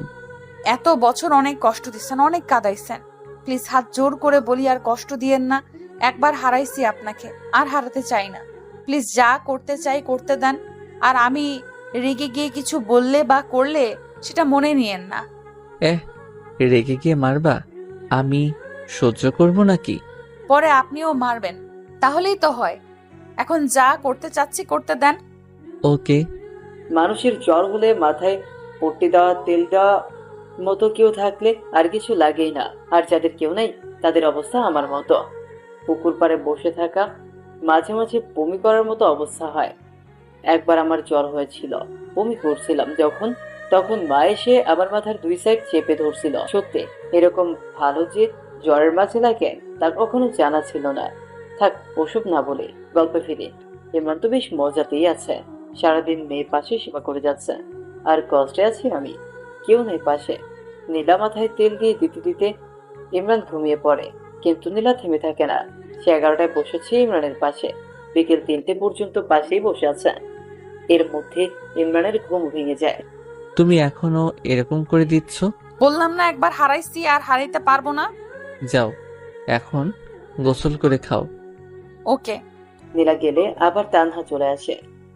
ভাইয়া, কি অবস্থা এখন? ভালো লাগছে না কিছুই। কিছু খাবা ভাইয়া? না। আচ্ছা শোনো, তুমি এই টয়লেটে গিয়ে পাটা একটু মুছে নাও, আমি শরবত আনতেছি। আচ্ছা। এরপর নীলা গোসল সেরে আসে আর ইমরান পুরো গা মুছে ভেতরের সব বার করে দেয়। হয়েছে, এখন পেট খালি। হুম। কি খাবেন এখন? কিছু না। কিছু না বললেই হলো। আমি ফুচকা আনছি, সবাই খাবো, খেয়ে আবার ওষুধ খেতে হবে। ওকে। খাওয়া শেষে আবার একটু শুয়ে পড়ে। জ্বরটা একটু হালকা হালকা লাগছে, কিন্তু এত সহজে কি বাঁচা যায়? রাতে আবার সেই জ্বর, আর নীলার কষ্ট আবার শুরু। সারাটা রাত পাশে থেকে সেবা করে জ্বরটা কন্ট্রোলে নিয়ে আসে। সকালে ইমরান ঘুম থেকে উঠে দেখে নীলা টেবিলে হেলান দিয়ে ঘুমিয়ে পড়েছে। নীলা, নীলা। হুম হুম, ঘুম ভাঙছে। হুম। এখন কেমন লাগছে? ভালো। মনে হয় জ্বরটা ভালো হয়েছে। তুমি ঘুমাও, আমি একটু বাইরে থেকে আসি। আচ্ছা। এরপর নীলা ও রুমে গিয়ে ঘুমিয়ে পড়লো। একটু পরে ইমরান রেডি হচ্ছে অফিসে যাওয়ার জন্য। কি হইল ভাইয়া, রেডি হয়ে কই যাও? কই আবার অফিসে যাব? তোমার মাথা খারাপ? এখনো জ্বর ভালোই হয় নাই, আর তাতেই কাজে। তোমার কাজ আজ আমরা করে দিব, তুমি রেস্ট নাও এখন। আরে আমার কাজ তোমরা পাবা না, আমাকেই যেতে হবে। 2 দিন থেকে কাজ হচ্ছে না আমার। ওই, কি কাজ করো তুমি হ্যাঁ, যে আমরা পাবো না? আমাদের সবার একই কাজ, শুধু সেক্টর আলাদা। তানহা, থামো তো। তানহা, কি হয়েছে রে? এটা আবার কই থেকে আসলো? এত তাড়াতাড়ি ঘুম ভাঙলো? এই দেখ না, ইনি নাকি অফিসে যাবে। যাক, সমস্যা কি?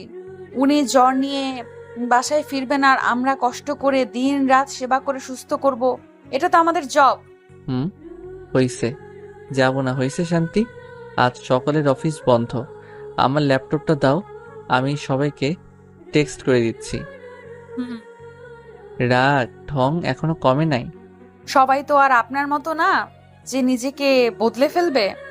কথাও দেখি বেশি বলে এখন তানহা। সব বদলাইলেও ঝগড়া করার অভ্যাসটা বদলায়নি। কেন জিজ্ঞেস করতো তানহা? দুজনে তানহাকে বলে ঝগড়া করতেছে। তানহা মাঝে দাঁড়িয়ে থেকে ঝগড়া অনুভব করছে।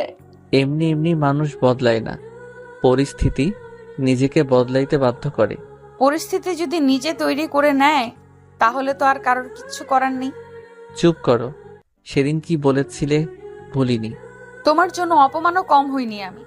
তো প্রেম করার সময় মনে ছিল না কত অপমান সহ্য করতে হবে? তোমাকে বদলানোর জন্যই বাধ্য হয়েছে প্রেম করতে, আর ভালোবেসেছি জন্যই ভুলিনি এখনো। ভালো। চল এখন ছাদে যাব, গান শুনবো আজ তোমার অনেকগুলো। গিটার নাই সাথে? আমার কাছে আছে। এখন তো সকাল রাতে আড্ডা দেই, আর বাসা থেকে গিটারটাও নিয়ে আসবো এখন। ওকে। এরপর রাতে আড্ডা বসে যায় ছাদে। শুধু নীলা তানহা না, 6 বছর আগের জন্মদিনে যেসব ছেলেমেয়েগুলো অপমান করেছে তারাও আছে আজ। কিন্তু তারা জানে যে ইমরান নীলার বস, অন্য কিছু না। রাতে ইমরান বসে যায় গিটার নিয়ে, আর বাকিরা চারদিকে। ইমরান এবার শুরু করলো। গান শেষ করে ইমরান চোখ বন্ধ করে আছে। এদিকে নীলার চোখেও পানি এসে গেছে। উফ, সেই হয়েছে ভাইয়া, আরেকটা হবে। না আপু, একটু অসুস্থ আমি, আরেকদিন বলবো। দোস্ত, তোর বসের সিট খালি আছে না, ডাবল রে। খালি থাকলে বল, প্রপোজটা করেই দেই। মেয়েটা নীলার কানে কানে বলল। বলে দেখ কি বলে। মেয়েটা সোজা গিয়ে প্রপোজ করে বসলো। আচ্ছা, তুমি ভালোবাসা বোঝো? বুঝি তো। বুঝলে আর থাক না বলি পুরনো কথা। স্যার বলেন না, সমস্যা নেই। তোমাদের কলেজের ইমরান নামে কাউকে চেনো? নীলার যে বিএফ ছিল, খ্যাতটা। খ্যাতটাই। আমি কেন, এখানেই সবাই চেনে। সেই ছেলেটাই আমি। হোয়াট? অবাক হওয়ার কিছু নেই, তোমাদের সেদিন নীলাকে করা অপমানটাই আমাকে এত দূরে এনেছে। তাই তোমাদের একটা গান শোনালাম, আর ধন্যবাদ তোমাদের সেদিন অপমান করার জন্য। আর আপু, তোমাকে বলছি, ছেলে এমনি এমনি খ্যাত হয় না, কিন্তু তোমাদের মতো মেয়েগুলো এই খ্যাত ছেলেদের বাঁচার অধিকারটাও কেড়ে নেয়। হতে পারে তোমাদের অনেক টাকা আছে, তার জন্য অন্যকে হার্ট করে কিছু বলতে পারো না। পারলে এরকম খ্যাত কাউকে ভালোবেসে তাকে ঠিক করবার চেষ্টা করে দেখাও নীলার মতো। তখন বুঝবো তুমি ভালোবাসা বুঝো। এরপর একটা বিস্ময়ের হাসি দিয়ে ইমরান চলে আসে ওখান থেকে, আর বাকিরা অবাক হয়ে দাঁড়িয়ে থাকে সেখানেই।